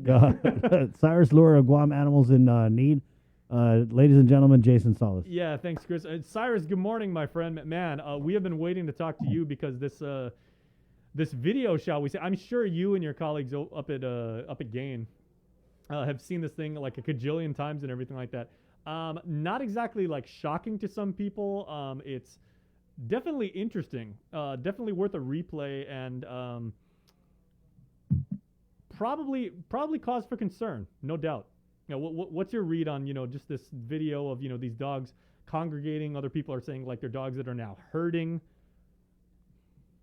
Well, we're really glad that this video is circulating and that people that it was recorded and that it's being shared, because this really highlights the problem that we have been seeing for years now. This is the problem that the mayors are contending with. And this is what that they're talking about when they're coming forward and saying that they really need more resources to be able to tackle this problem. We have at Gain, at the shelter, we're very familiar with these types of growth in population, and over the years we've just seen it continue. We know that the population was about of total dogs in Guam was about 60,000 in 2014. The stray population was about 24,500. A military veterinarian specializing in population studies has said that is increasing 3% every year. And so what we see in that video is going to be more and more common moving forward. And so it is a very concerning thing. It is something that we find just troublesome. And I want to make it clear that we don't fault individuals in this. We don't fault the animals either. It's not the animals' fault that they are just naturally breeding. This is what they do. And we're not faulting people who go out there and trying to help the animals or not, because at the end of the day, this is a symptom of a larger problem. And that larger problem is the lack of any sort of widespread population control measure. The only way to control a stray animal population is numerous studies have been done on killing animals. What happens if we just go in there and try to kill them all? It creates a vacuum effect. And what happens when you kill them and create that vacuum effect, you actually increase the number of animals. It's very counterintuitive, but when you have a vacuum, you no longer have adult animals consuming those resources, but you can't eliminate 100% of the strays on Guam. And so when you had an adult animal consuming the resources in a region and all of a sudden you remove them, then you have a vacuum, and that vacuum is filled up with 4 or 5 puppies. So instead of one adult dog, you now have multiple puppies consuming those resources because there's less competition for those resources. And so the vacuum effect is real. And so that's why we can't kill our way out of this problem. We have to follow the same tested and effective plan that many countries or jurisdictions around the world have implemented, which is just spaying and neutering. If we can hit 75% spay-neutered of owned and unowned animals, because we know owned animals also breed, and some of those end up being strays, then we can solve this problem. But ultimately, it needs to be done on the scale of government. No single group of, small group of people, clubs, groups, even Gain is going to be able to solve this on our own. This needs a government level intervention, and that's what we're advocating for. Because to be able to facilitate that type of, let's call it a procedure, or like that type of operation at the scale we need to, it costs a lot of money. You obviously have to have like specialists that are properly trained in administering the kind of shot that you will need. You also need people that are trained in handling the dogs. I mean, who hasn't been in the care of a dog here at some point in your life? But for that kind of operation, you want people who are familiar with this kind of thing, and that kind of thing is expensive. It is, but it's also not something that's impossible. Mm-hmm. We have been piloting this sort of intervention, this sort of solution at GAIN for a few years now, because we recognize that this problem needs a solution, and we want to be to spearhead that. Mm-hmm. So we have built we've retrofitted one of our buildings on site to be a spay-neuter clinic for about. With the help of Humane Society International, we were able to have a veterinarian at the shelter. We were doing low-cost spay and neuters for the community. As I'm sure you remember, we even did a pop-up clinic in Ordot Chalampago with the mayor there. It was excellent. But ultimately, those are pilot-level interventions. We were able to do almost 3,000 surgeries in that way, but at this stage, we've proven that there's community demand. We've proven that the community is educated and wants to get these procedures done. We literally can't do it through private enterprise. If we were to maximize the amount of surgeries possible with all the clinics on Guam, we would not be able to tackle this problem. So we do need to hire a government veterinarian who specializes just in spays and neuters. They can use the facility at GAIN. We can have staff assist them, and we can start making a huge dent in this problem and solve it that way. So the solution is there. This is nice, because this isn't a situation where we have to figure out how to solve this. We know what the solution is. We've tested it out on a pilot level. All we need now is government level funding to be able to implement this and solve it. And we think that we can do it for $400,000 a year, which, if you think about it, is quite small compared to some of the other expenditures that we see in GovGuam. And we're way past the point of this being like a theoretical problem, because now you say there is evidence to suggest that if the population is growing at 3% per year, and it's this, and I guess as Guamanians we are now experienced with the fact that a system like a hospital or an education system or a government can be overwhelmed from what we learned with the coronavirus experience. Our ability to actually take care of these, like you said, like at these small levels. By the way, and most of these organizations like GAIN are not profit. They have become, like, it has surpassed their point. We're way past the tipping point at this point. So like you said, we need big government to kind of like step in and help out. Absolutely. And this isn't an issue. This isn't a matter of delaying cost, because I understand when you have to weigh different costs and you're a government and you're trying to figure out where to allocate resources. Sometimes you might want to push a certain cost off a year if you can, or 2 years if you can. The problem with this is that every year, push off the cost, it increases the cost because the problem grows. Right. So if we're growing the population 3% every year, the cost to solve this increases every year. It's compounding interest, basically. Exactly. One of the most powerful forces in the universe. And so if we just push this off 5 more years, the costs will be even higher. The demand and outrage from the public will be even higher. And then, what are we going to do then? Pretend that we didn't know this was a problem? We know this is a problem. We know what the solution is, and we know that we have the finances to solve it. Okay, now when you say government, like I'm going to hold your feet to the fire here, because I know you're a real stand-up guy, but when you say we want to hold government accountable, do you even see yourself maybe, obviously you want to go to GovGuam and work with the senators, work with the mayors, possibly see if there's an appropriation that could be made. Hopefully that thing would be able to be sustained year to year. Are you considering maybe going straight to Uncle Sam and just saying, are there grants the island could qualify for, things like that? We have excellent partners at the Department of Ag. The deputy director there are top notch. They've been really helping us out. And we have applied for some pretty large grants with the Department of Interior. So we are hopeful that we can get some funding through that, but it's not going to be enough to solve it. And Department of Interior is not going to give us indefinite funds. And to permanently solve this problem, we're going to permanently need a veterinarian on staff so that once we hit that 75%, we maintain it. And so we do, without a doubt, we need local commitment and contributions to this, but we are certainly looking and have applied for DOI grants, and we're just waiting to see what the word is on those.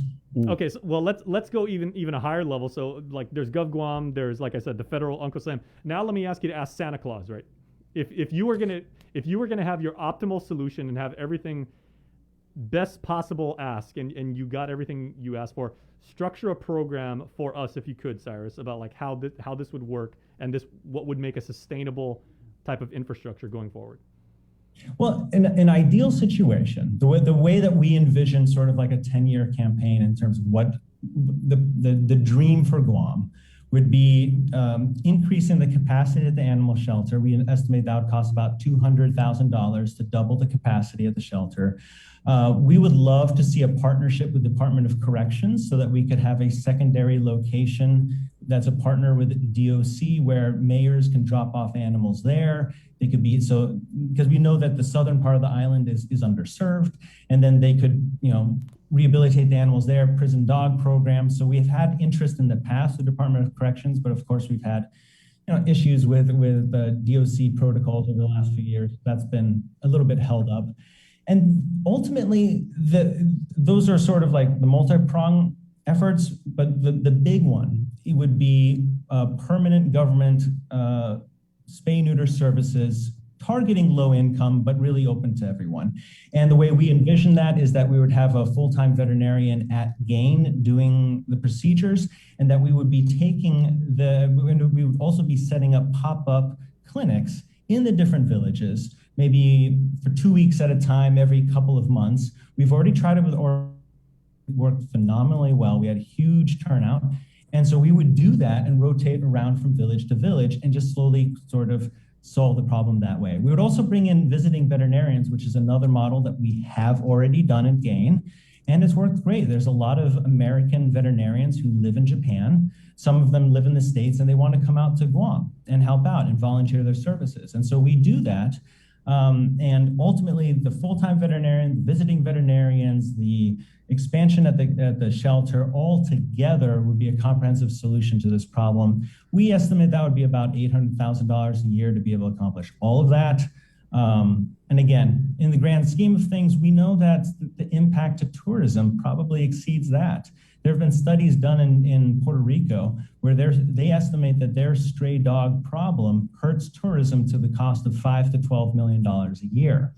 Granted, we're not as large as Puerto Rico, but still, American Samoa did West Samoa, formerly Western Samoa, did a study as well, and they estimated that their tourism was impacted to the tune of about $1 to $2 million a year because of the stray dog problem. Because people come, they're bothered by what they see, they don't want to come back. And they tell people as well that of what they saw. We know for a fact that the stray dog problem is hurting tourism in Guam. We've had Japanese and Korean tourists call the animal shelter because they were disturbed by something that they saw. They're not going home and telling people that they had a great time in Guam. They're going home and saying, I rented a car to pick up this starving dog and take it up to this shelter. I can't believe what I saw. And so if we're willing to spend hundreds of thousands of dollars on different things to just sort of make the island look good and try to attract tourism and such, why would we not invest in a stray dog problem that we know hurts tourism, that we know if rabies was reintroduced to Guam would really hurt tourism, really hurt public health outcomes. And it's simply a growing problem that from mayors to community members, it is something that's consistently front page news. I was just about to say, because I'm glad you brought up the rabies problem, because the territorial epidemiologist, Dr. Ann Pobutsky, mentioned that several weeks ago, and she said, the fact that rabies was a concern for Guam, but then it's more or less been eradicated. Are you seeing any indication of these congregations of dogs, being somewhat of a health hazard, or like if one of them becomes ill, do they spread it that much quicker because they're all hanging out together?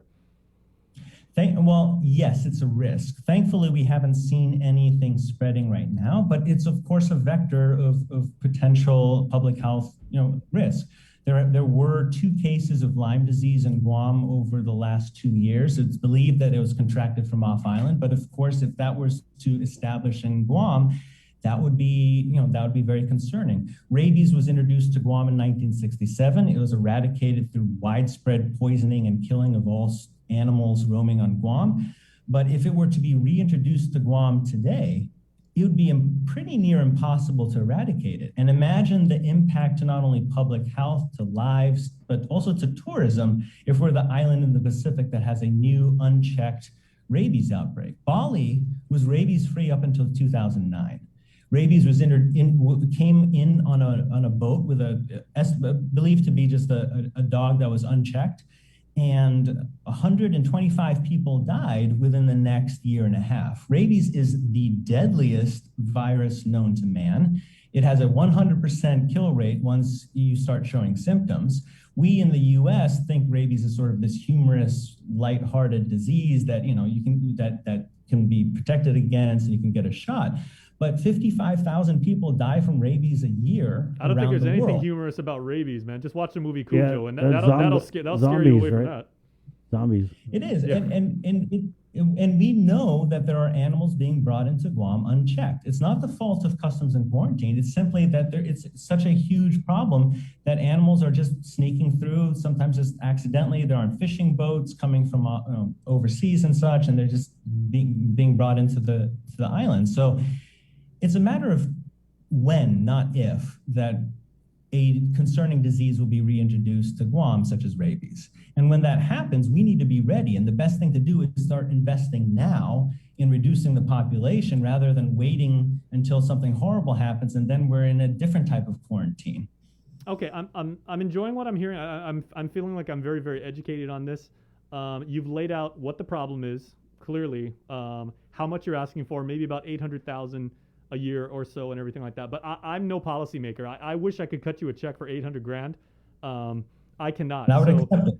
Yeah. So where do you and the people who love animals and the people who want to take leadership positions in this space, where do you now go? And have you already begun to have those kind of conversations with the people that are in charge of legislation? We have been in these discussions, and we have been. We are seeing things change. I think maybe 5 years ago, it was very difficult to sort of prioritize this issue with policymakers and the public.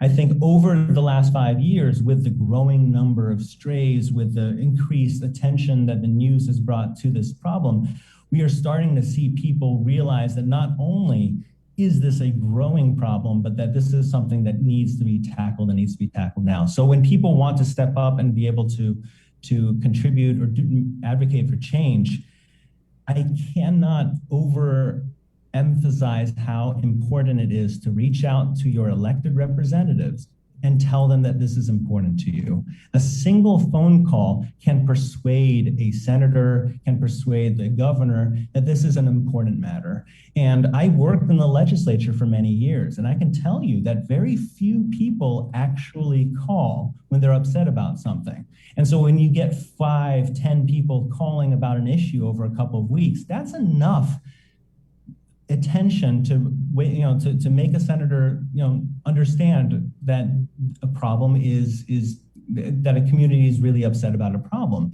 Don't underestimate the power of your voice to reach out and bring attention to a cause, to a policymaker. If you are upset by this condition of animal welfare on Guam, if you're worried about the public health impacts or the tourism impacts of a growing stray dog problem, reach out to the senators that you feel most comfortable talking to. If you don't know any of them, call all of them. I mean, just let them, and you won't necessarily be able to get a sit-down meeting with all of them, but simply calling and telling them telling whoever answers the phone that please take a note, let your elected representative know that stray animals is a problem for you, that you want to see increased attention or funding for this problem.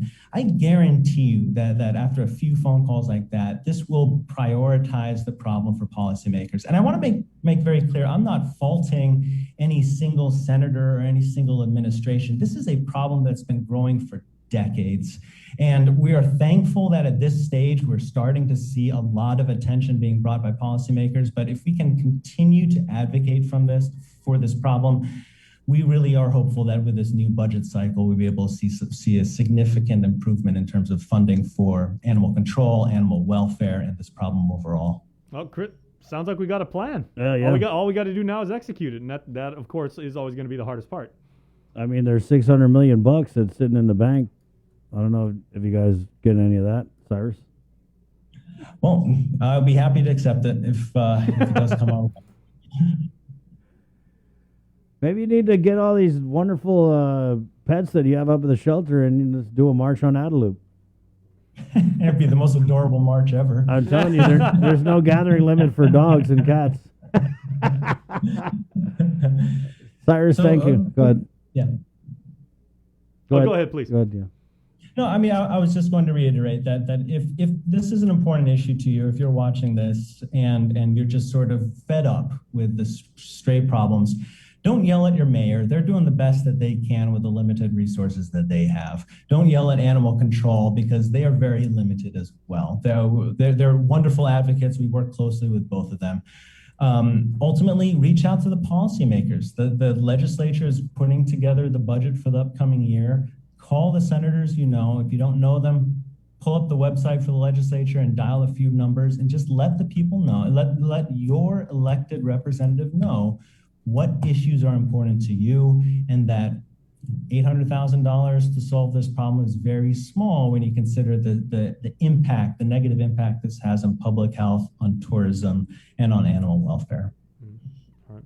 Is there any particular senator that you know of, just off the top of your head, that may be more pet friendly, aware of the issue, sympathetic to the issue, like more proactive, and is involved with with the care of animals in her? The nice thing about working in the animal welfare field is that there's no party lines here. We have wonderful supporters that are both Republicans and Democrats, and so we haven't had negative pushback. We know that Clint Rigel has been a big advocate. We know that Senator Joanne Brown has written legislation in the past that has really improved animal welfare for Guam. So we do, of course, Senator Perez as well. So really, it's not an issue of necessarily finding the strongest advocate, but just making sure that this is a high priority for all 15 senators. So reach out to whichever senator is the ones that you think you're most comfortable reaching out to, and just let them know that this is important. Oh, there you go. All right. Looks like we got some phone calls to make, guys. Thank you, Cyrus. Thank you. Cyrus, have a good day, man. Keep up the fight, man. Thank you. Take care, guys. Right on. Have a good one. Cyrus Lure, the Guam Animals in Need nonprofit. 9:20. We'll take a quick break and come back with more of the link next. Good morning. Do you feel like you're missing out on something? Make life more rewarding with Pacific Points. Earn and redeem points for bill rebates and free load at IT&E, discounts on fuel at Shell, vouchers at Foodies, and United Mileage Plus miles. You can even pay with Pacific Points at IT&E, Shell, and Foodies. Pacific Points. Do more, get more. Family platter of fried chicken? Check. Tray of red rice? Check. Birthday cake? Check. 1 case of water? Check. 12-pack of beer? Check. 2 cases of Pepsi? Check. When you have a long checklist but are short on time, we got you. Get it delivered by us. Order on the app or website at uno-go.com. Guam On Demand. Shoot, I forgot the paper product. Oh wait, UnoGo has that too. KUAM's multi-platform morning show, The Link, just got a little more delicious with Feed Me Fridays. Chris, Sabrina, Jason, and the rest of the morning crew will take some time each Friday to talk food, taste food, and bring you all the latest and greatest in food from King's Restaurants and Ruby Tuesday Guam, old faves, new hits, and everything on the menu in between. It's Feed Me Fridays on The Link. June makes the best malasadas in Hawaii, a fact not lost on Daryl, whose brother Byron is cooking the onaga he caught at his secret fishing spot with his girlfriend Malia, who used to work for the Shave Ice Guy. whose second cousin Vince drives the school bus ridden by Calais, whose auntie makes the best malasadas in Hawaii. Everything here is connected, and with the new First Hawaiian Bank mobile app, you can stay just as connected to your finances, and it all starts with yes. GU Self-Storage, conveniently located near the Harmon McDonald's. We offer affordable rates, online payments, and auto bill pay for your convenience. Plus gate access daily from 6 a.m. to 9 p.m. Call us today at 648-7867 for more information. The relationship between Guam and Manila, Philippines is undeniable as we share similar cultural traditions, history, and heritage, with generations of Filipinos calling Guam home. KUAM presents a monthly look at the capital city featuring in-depth and engaging interviews on everything from medical tourism to new business and government leaders. Veteran newscaster Nestor Lecanto delivers Beyond Our Borders. This special program is brought to you by the Bank of Guam and KFC.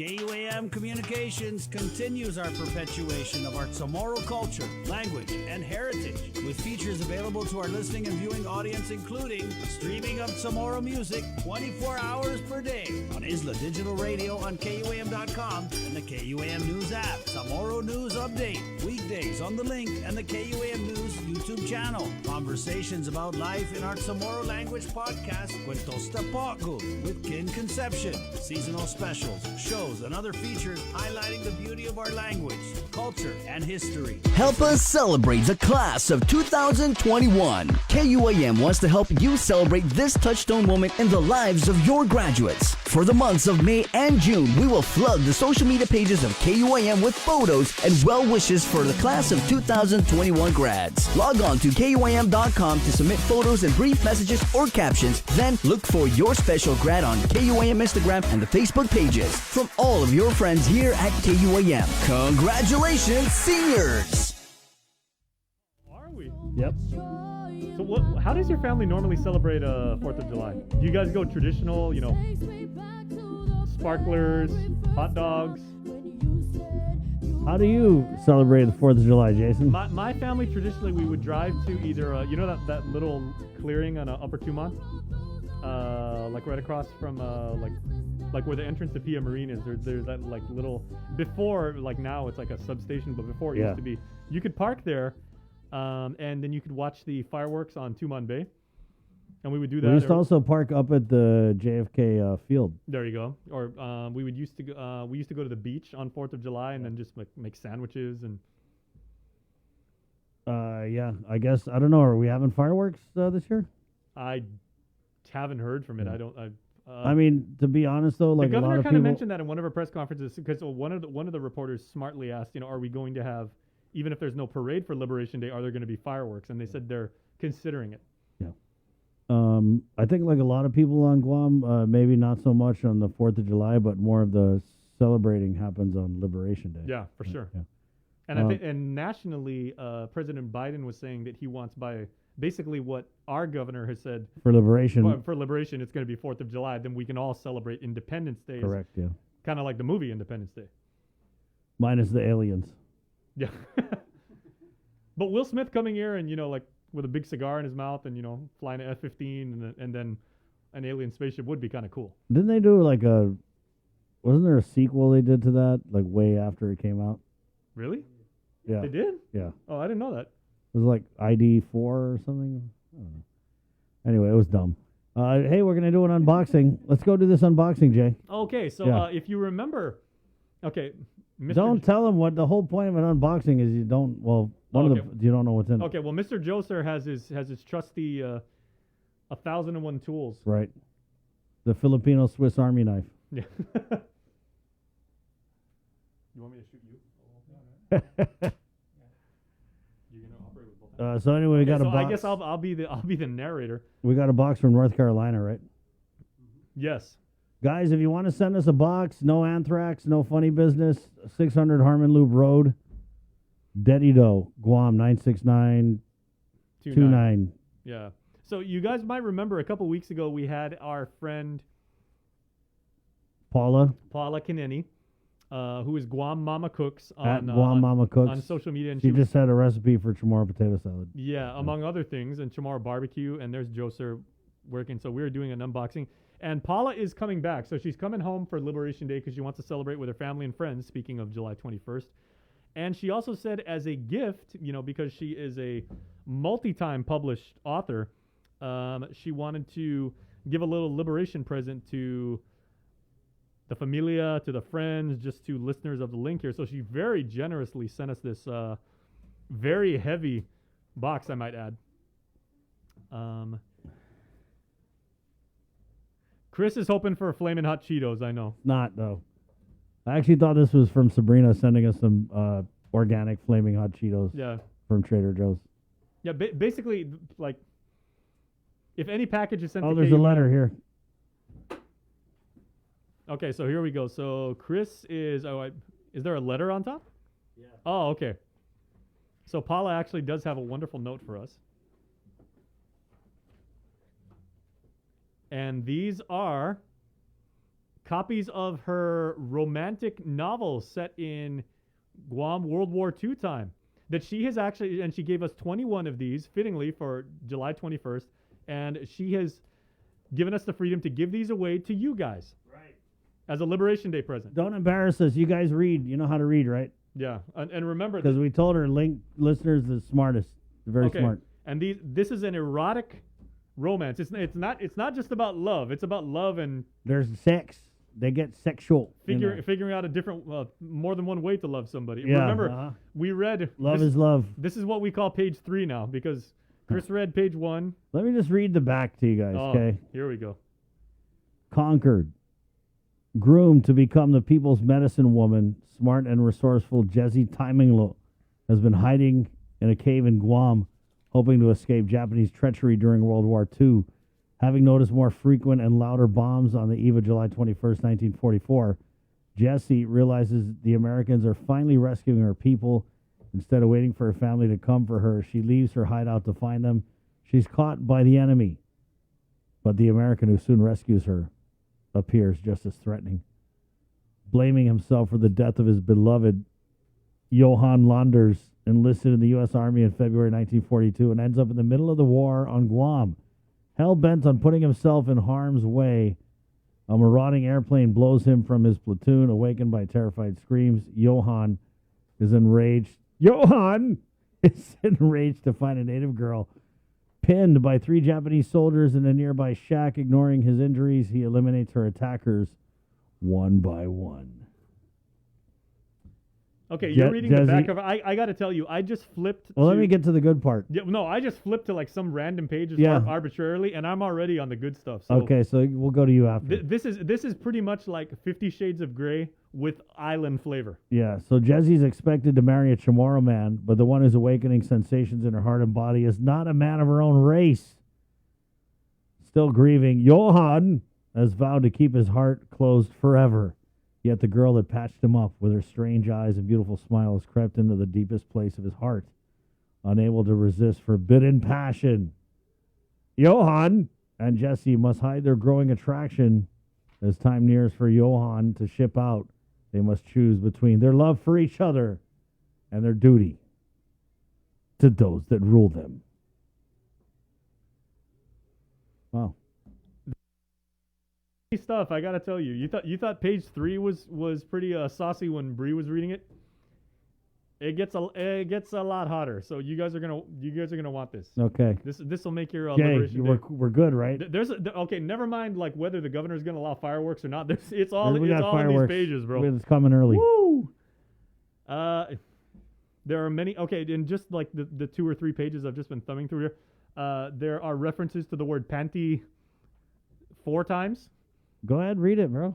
I don't even know if I can. What do you mean? Use your judgment. I am. And remember, Poo is ending like in September. So if I read the wrong thing, I have very few options. Let's just read it out. Come on, bro. We're promoting literacy. Turn onto your tummy, he said. No. Her body moved. Don't do it. You want me to be the girl? No. I don't just turn on my tummy for anyone. Oh, God. She quivered. He squeezed the inside of her thigh too close to her. God, Johan, I need you. And that's honestly, that's literally all I can read because this is a family show and we're now on TV. But no, trust me. Okay. And Paula, this is... Chicken. Well, forgive me for enjoying consistent revenue. I got bills. We're going to give some of these books away, guys. We're going to give all of these books away. Yeah. Well, Uncle Ken just messaged me. He said he wants one. yeah. So it's not just about. Oh, here we go. Let me read you something a little more tame. Oh, okay. Okay, here we go. Yeah, because apparently I hit the sweet spot.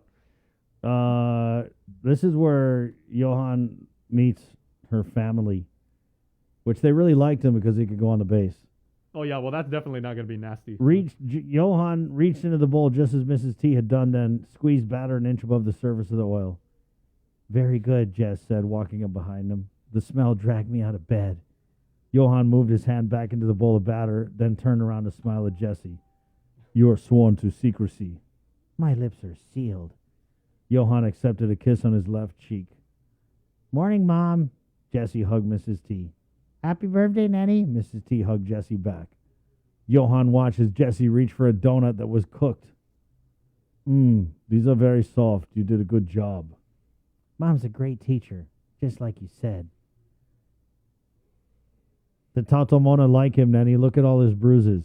Oh, my goodness, Johan. They pinched you 5 times.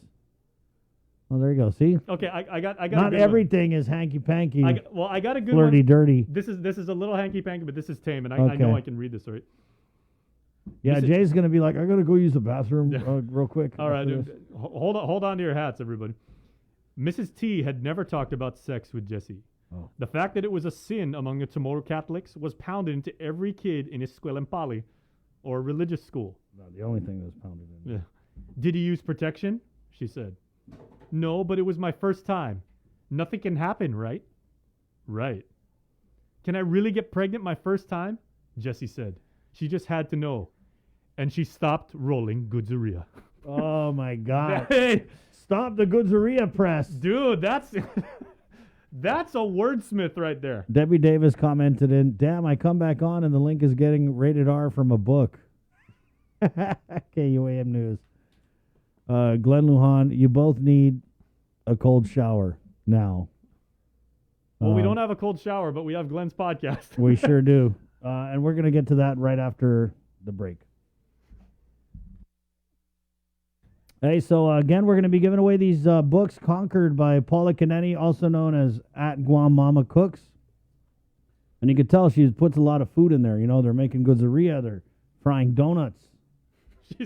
I love that. It's like, this character's in this pivotal moment about whether, as she consecrated the dirty deed with this wonderful off-island man, the one way she let her mom know she was serious about possibly being pregnant was she stopped rolling Goodzeria. That's it. That sells it, man. Paula wrote a letter. Jason, Chris, Sabrina, thank you much for having me on the link. Please feel free to keep a copy of Conquered for yourself and or the romance reader in your lives. The remaining books are for your fans. Giveaways for the day of or the days leading up to Liberation. Whatever works for you. Love, Paula Q. Thank you so much. Thank you, Paula. Right on. That's my classmate, you guys. That's Sanchez class of 92 right there. Right on. So, yeah, we'll be giving away these books. Go ahead and keep a copy for yourself, Jay. Thank you. Careful with the pages. Joe, sir, of course. We'll take a quick break. Joe, sir, was watching some dolphins yesterday, and then he's hey, hon. Hey, hon, how about a little bucket list? hey, kids, why don't you go watch dolphins again? Right, yeah. Okay, so 9:36. We're coming back with more of the link next. Good morning. Learn more about our region on the one. Do you feel like you're missing out on something? Make life more rewarding with Pacific Points.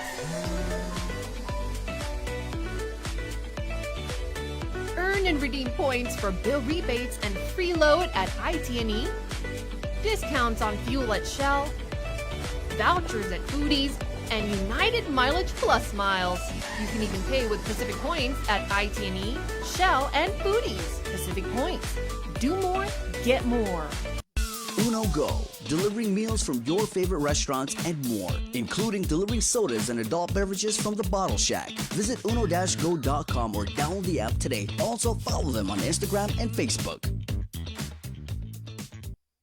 June makes the best malasadas in Hawaii, a fact not lost on Darrow, whose brother Byron is cooking the onaga he caught at a secret fishing spot with his girlfriend Malia, who used to work for the Shave Ice Guy, whose second cousin Vince drives the school bus ridden by Calais, whose auntie makes the best malasadas in Hawaii.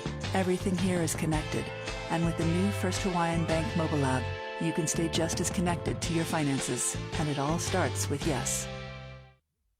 GU Self Storage, conveniently located near the Harmon McDonald's. We offer affordable rates, online payments, and auto bill pay for your convenience. Plus gate access daily from 6 a.m. to 9 p.m. Call us today at 648-7867 for more information. KUAM Communications continues our perpetuation of our Chamorro culture, language, and heritage, with features available to our listening and viewing audience, including streaming of Chamorro music 24 hours per day on Isla Digital Radio on KUAM.com and the KUAM News app. Chamorro News Update, weekdays on The Link and the KUAM News YouTube channel. Conversations about life in our Chamorro language podcast, Cuentos Tapaco, with Kin Conception. Seasonal specials, shows, and other features highlighting the beauty of our language, culture, and history. It's a new era of our continued commitment to our Chamorro heritage. Isla, watch, listen, stream. Viva Isla! I decided to get vaccinated because just thinking about all the lives lost from COVID and everyone on island that contracted the illness, I realized that I need to do my part, not just to protect myself, but our community. And I also realized we're still not out of the woods with variants that are out there. I want to be safe, and I want to keep my family safe. I'm Tyler Matinani, and I'm a proud member of the vaccination. Join the vaccination. Scan and plan. For more information, go to KUAM.com. Brought to you by American Medical Center, your partner in healthcare.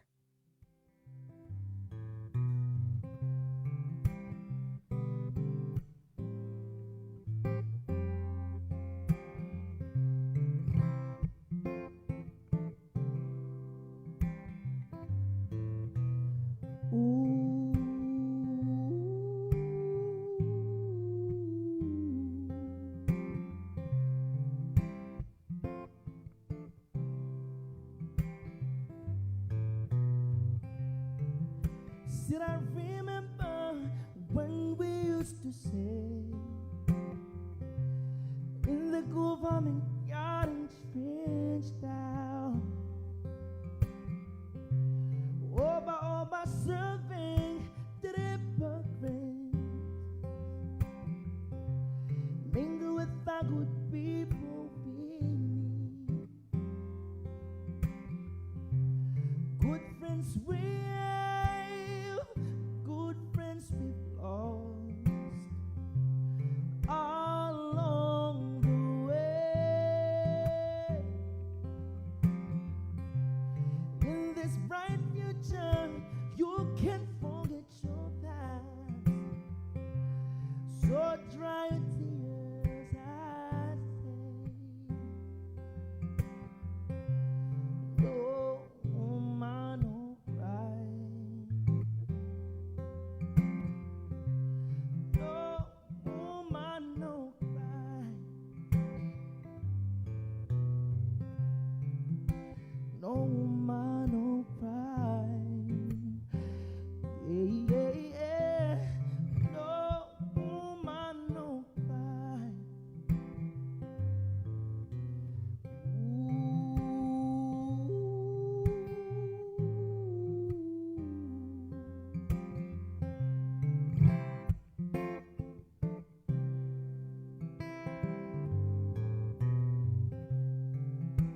Did I remember when we used to say in the government garden spring down there, and then Jody would make them firelights like wood burning through the night day.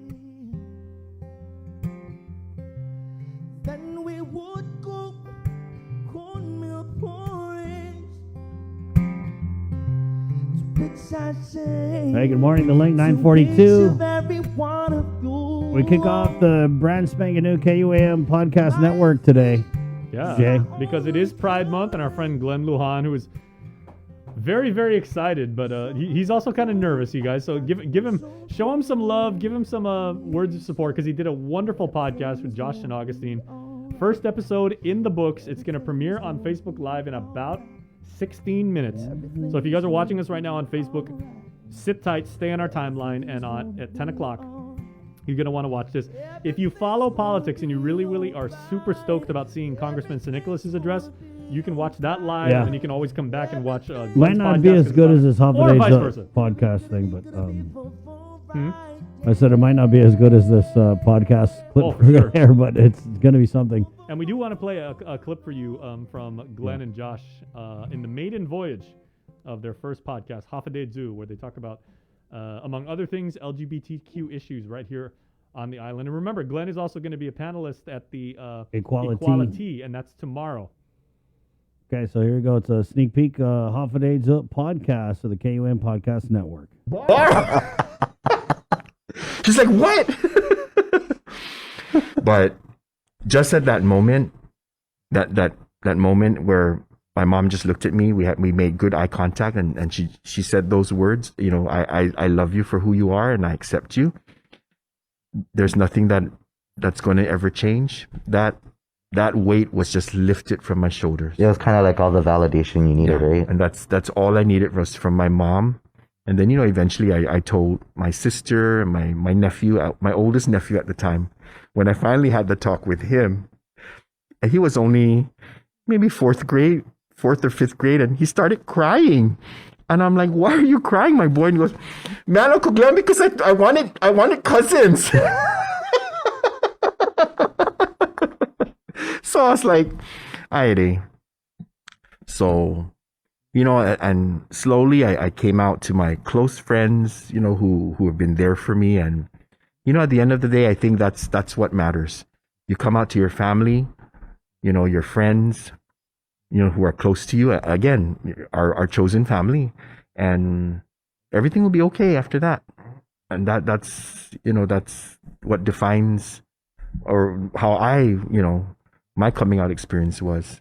I did lose friends along the way because they thought I was, you know, the whole issues that, you know, surround the controversial issues that surround being gay or being LGBTQ+.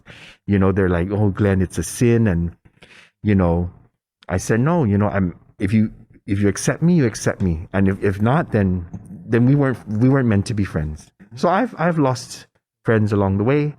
But then I've had some friends have a change of heart.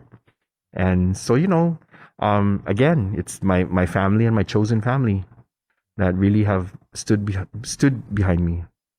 How about you? You know, it's sad. I don't exactly have a coming out story. Let's see. I remember Kelly and I were arguing about something, and it got really heated. Kelly knew, because at the time I was trying to find myself, so I actually had a boyfriend at the time. You did? I did, and Kelly knew about it. We got into an argument, and all I remember her saying was, I'm going to go and tell Mom you have a boyfriend, right? And you were still in your early teens at the time? Well, that was the thing. She said it, but she didn't actually do it yet. So I was like, okay, she probably is not going to do it. Right. And I remember, I had this habit, every time my mom was cooking, we had, this big, it was those old-fashioned, the GI pots. Trash bins. Okay. You know, the aluminum or the... And I used to sit on that because it was always right next to the stove, because that's where we kept the rice. So I would always sit on top of that, and I used to just watch her cook. I don't know, it's just something I always did. And we're sitting there, I'm minding my own business. In the corner of my eye, I see Kelly coming into the kitchen.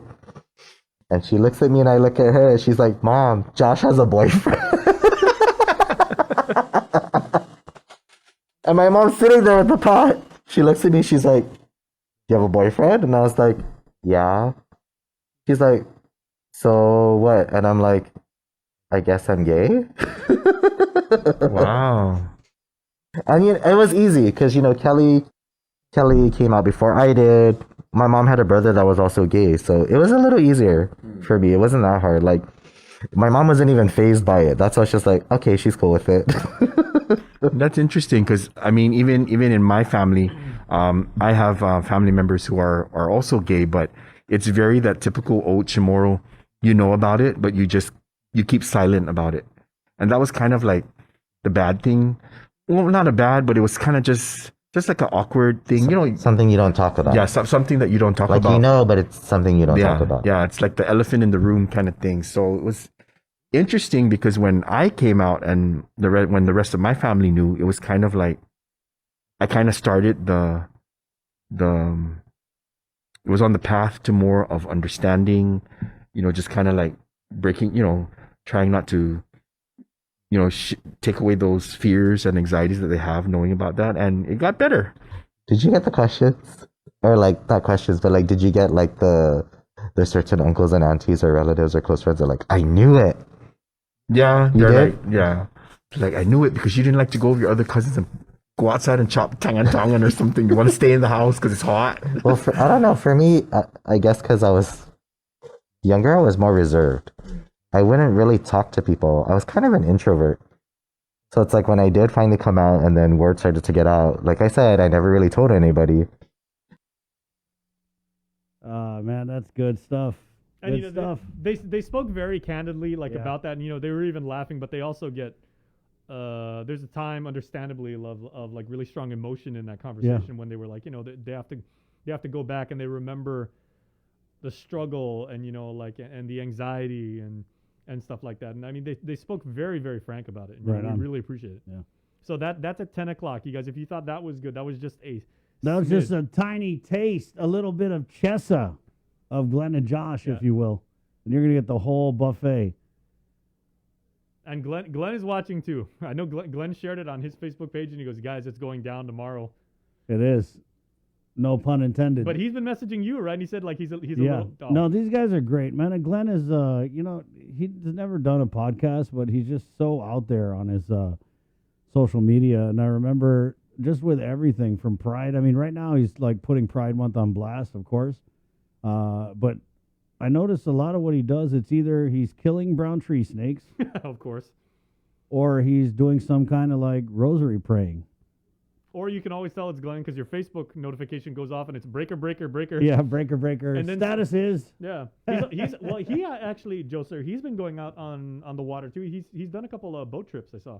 Nice. Yeah. Right. So we're looking forward to that. And, you know, we've already got a bunch of episodes in the queue, guys, for you. So this one, 10 a.m., Jay, where? 10 a.m. It's going to be, well, it's already on YouTube. So if you guys can't wait, you can check it out on YouTube. It's going to be on Facebook Live. So we want to...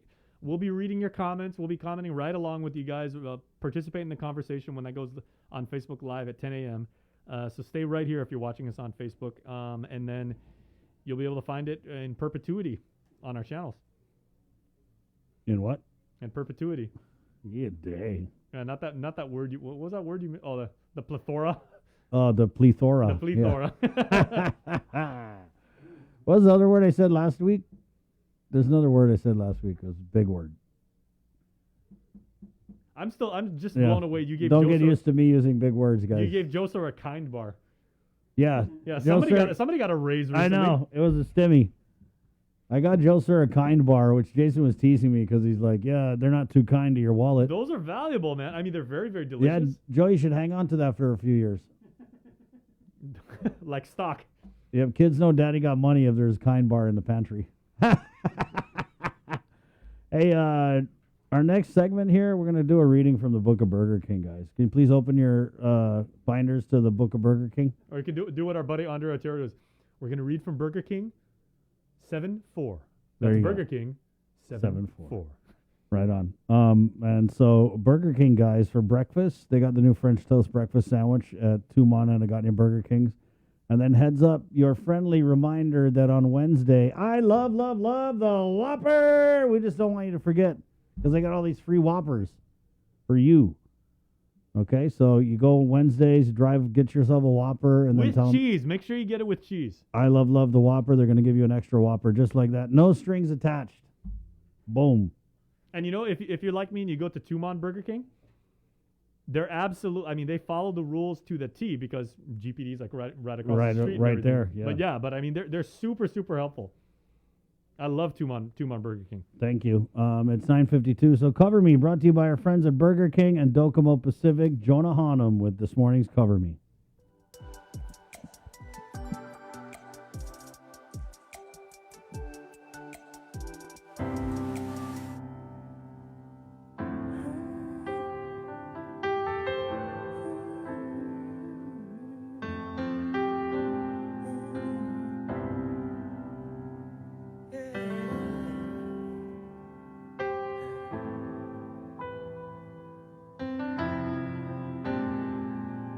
Somehow I found what's been evading me since ever since.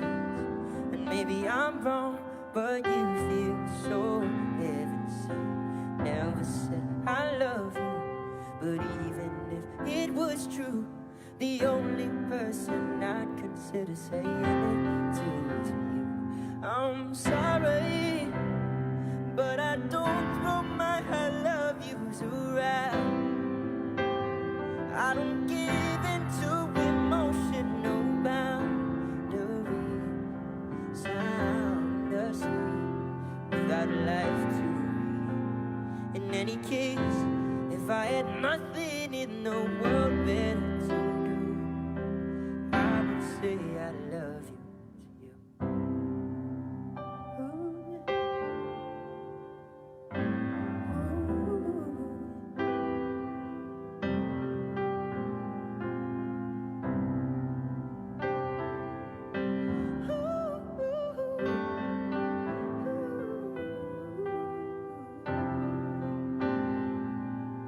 Within these times, the story seems to tell itself over again. And though it seems strange, only you could bring this temperament right out of my conscience. And though it sounds like nonsense, you're the only one I need to know who thinks of me as heartless. I'm sorry, but I don't throw my I love yous around. I don't give into emotional boundaries. Sound asleep without life to read. In any case, if I had nothing in the world better to do, I would say I love you to you.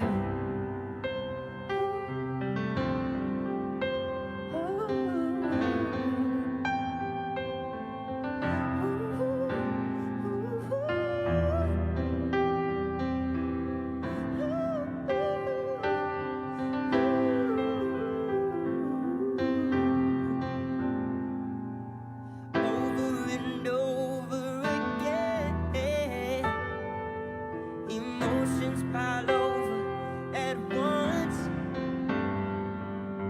I know you love me, and maybe I love you. Baby, the heart wants what it wants. We could be everything, we could have nothing. God only knows our destiny. Lord knows, just 'cause I don't say it, don't mean I don't mean it. Honey, I just choose my words carefully. So maybe I'm sorry, 'cause I don't say that I love you at all. I'm incapable of being vulnerable. I've been hurt so bad I push you away. And I know that I may love you someday. So instead of trying to bid you adieu, I'll be me, 'cause all I am is 'cause of you. And there's nothing in the world better than you. Baby girl, I swear I love. Courageous. Yeah. That's like a John Legendy style I'm telling you piano guys, ballad. that's Jonah Hanum. I am a fan. I mean, just his music videos, like alone. I mean, the music speaks for itself. I mean, it's incredible. It's powerful. He's always got he's got a real strong message to say. But that one was deep. You okay? Yeah. Well, you're kind of tearing. He was kind of tearing up. No, I mean, it's an emotional episode today. Okay, well, Glenn is nervous, you guys. I'm not gonna lie. He was even messaging me too, and he was like, "Hey, thanks." And he goes, "Hey, who's this guy singing the song?" I was like, "Oh, that's Jonah." I was like, "Don't worry, you're next though."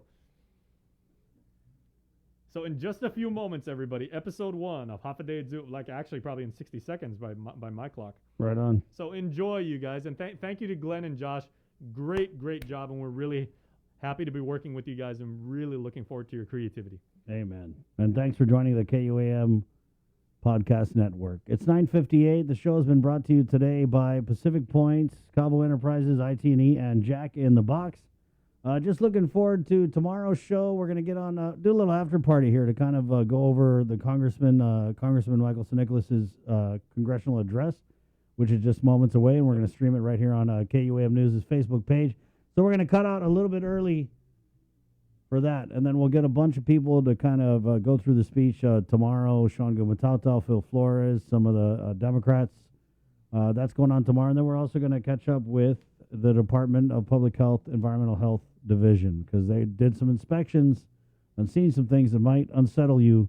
That's coming up tomorrow on the link. For Joe, sir, my name's Chris. I'm Jason. Have a great day, everybody. There Happy you Monday. go. KUAM TV está. Adios.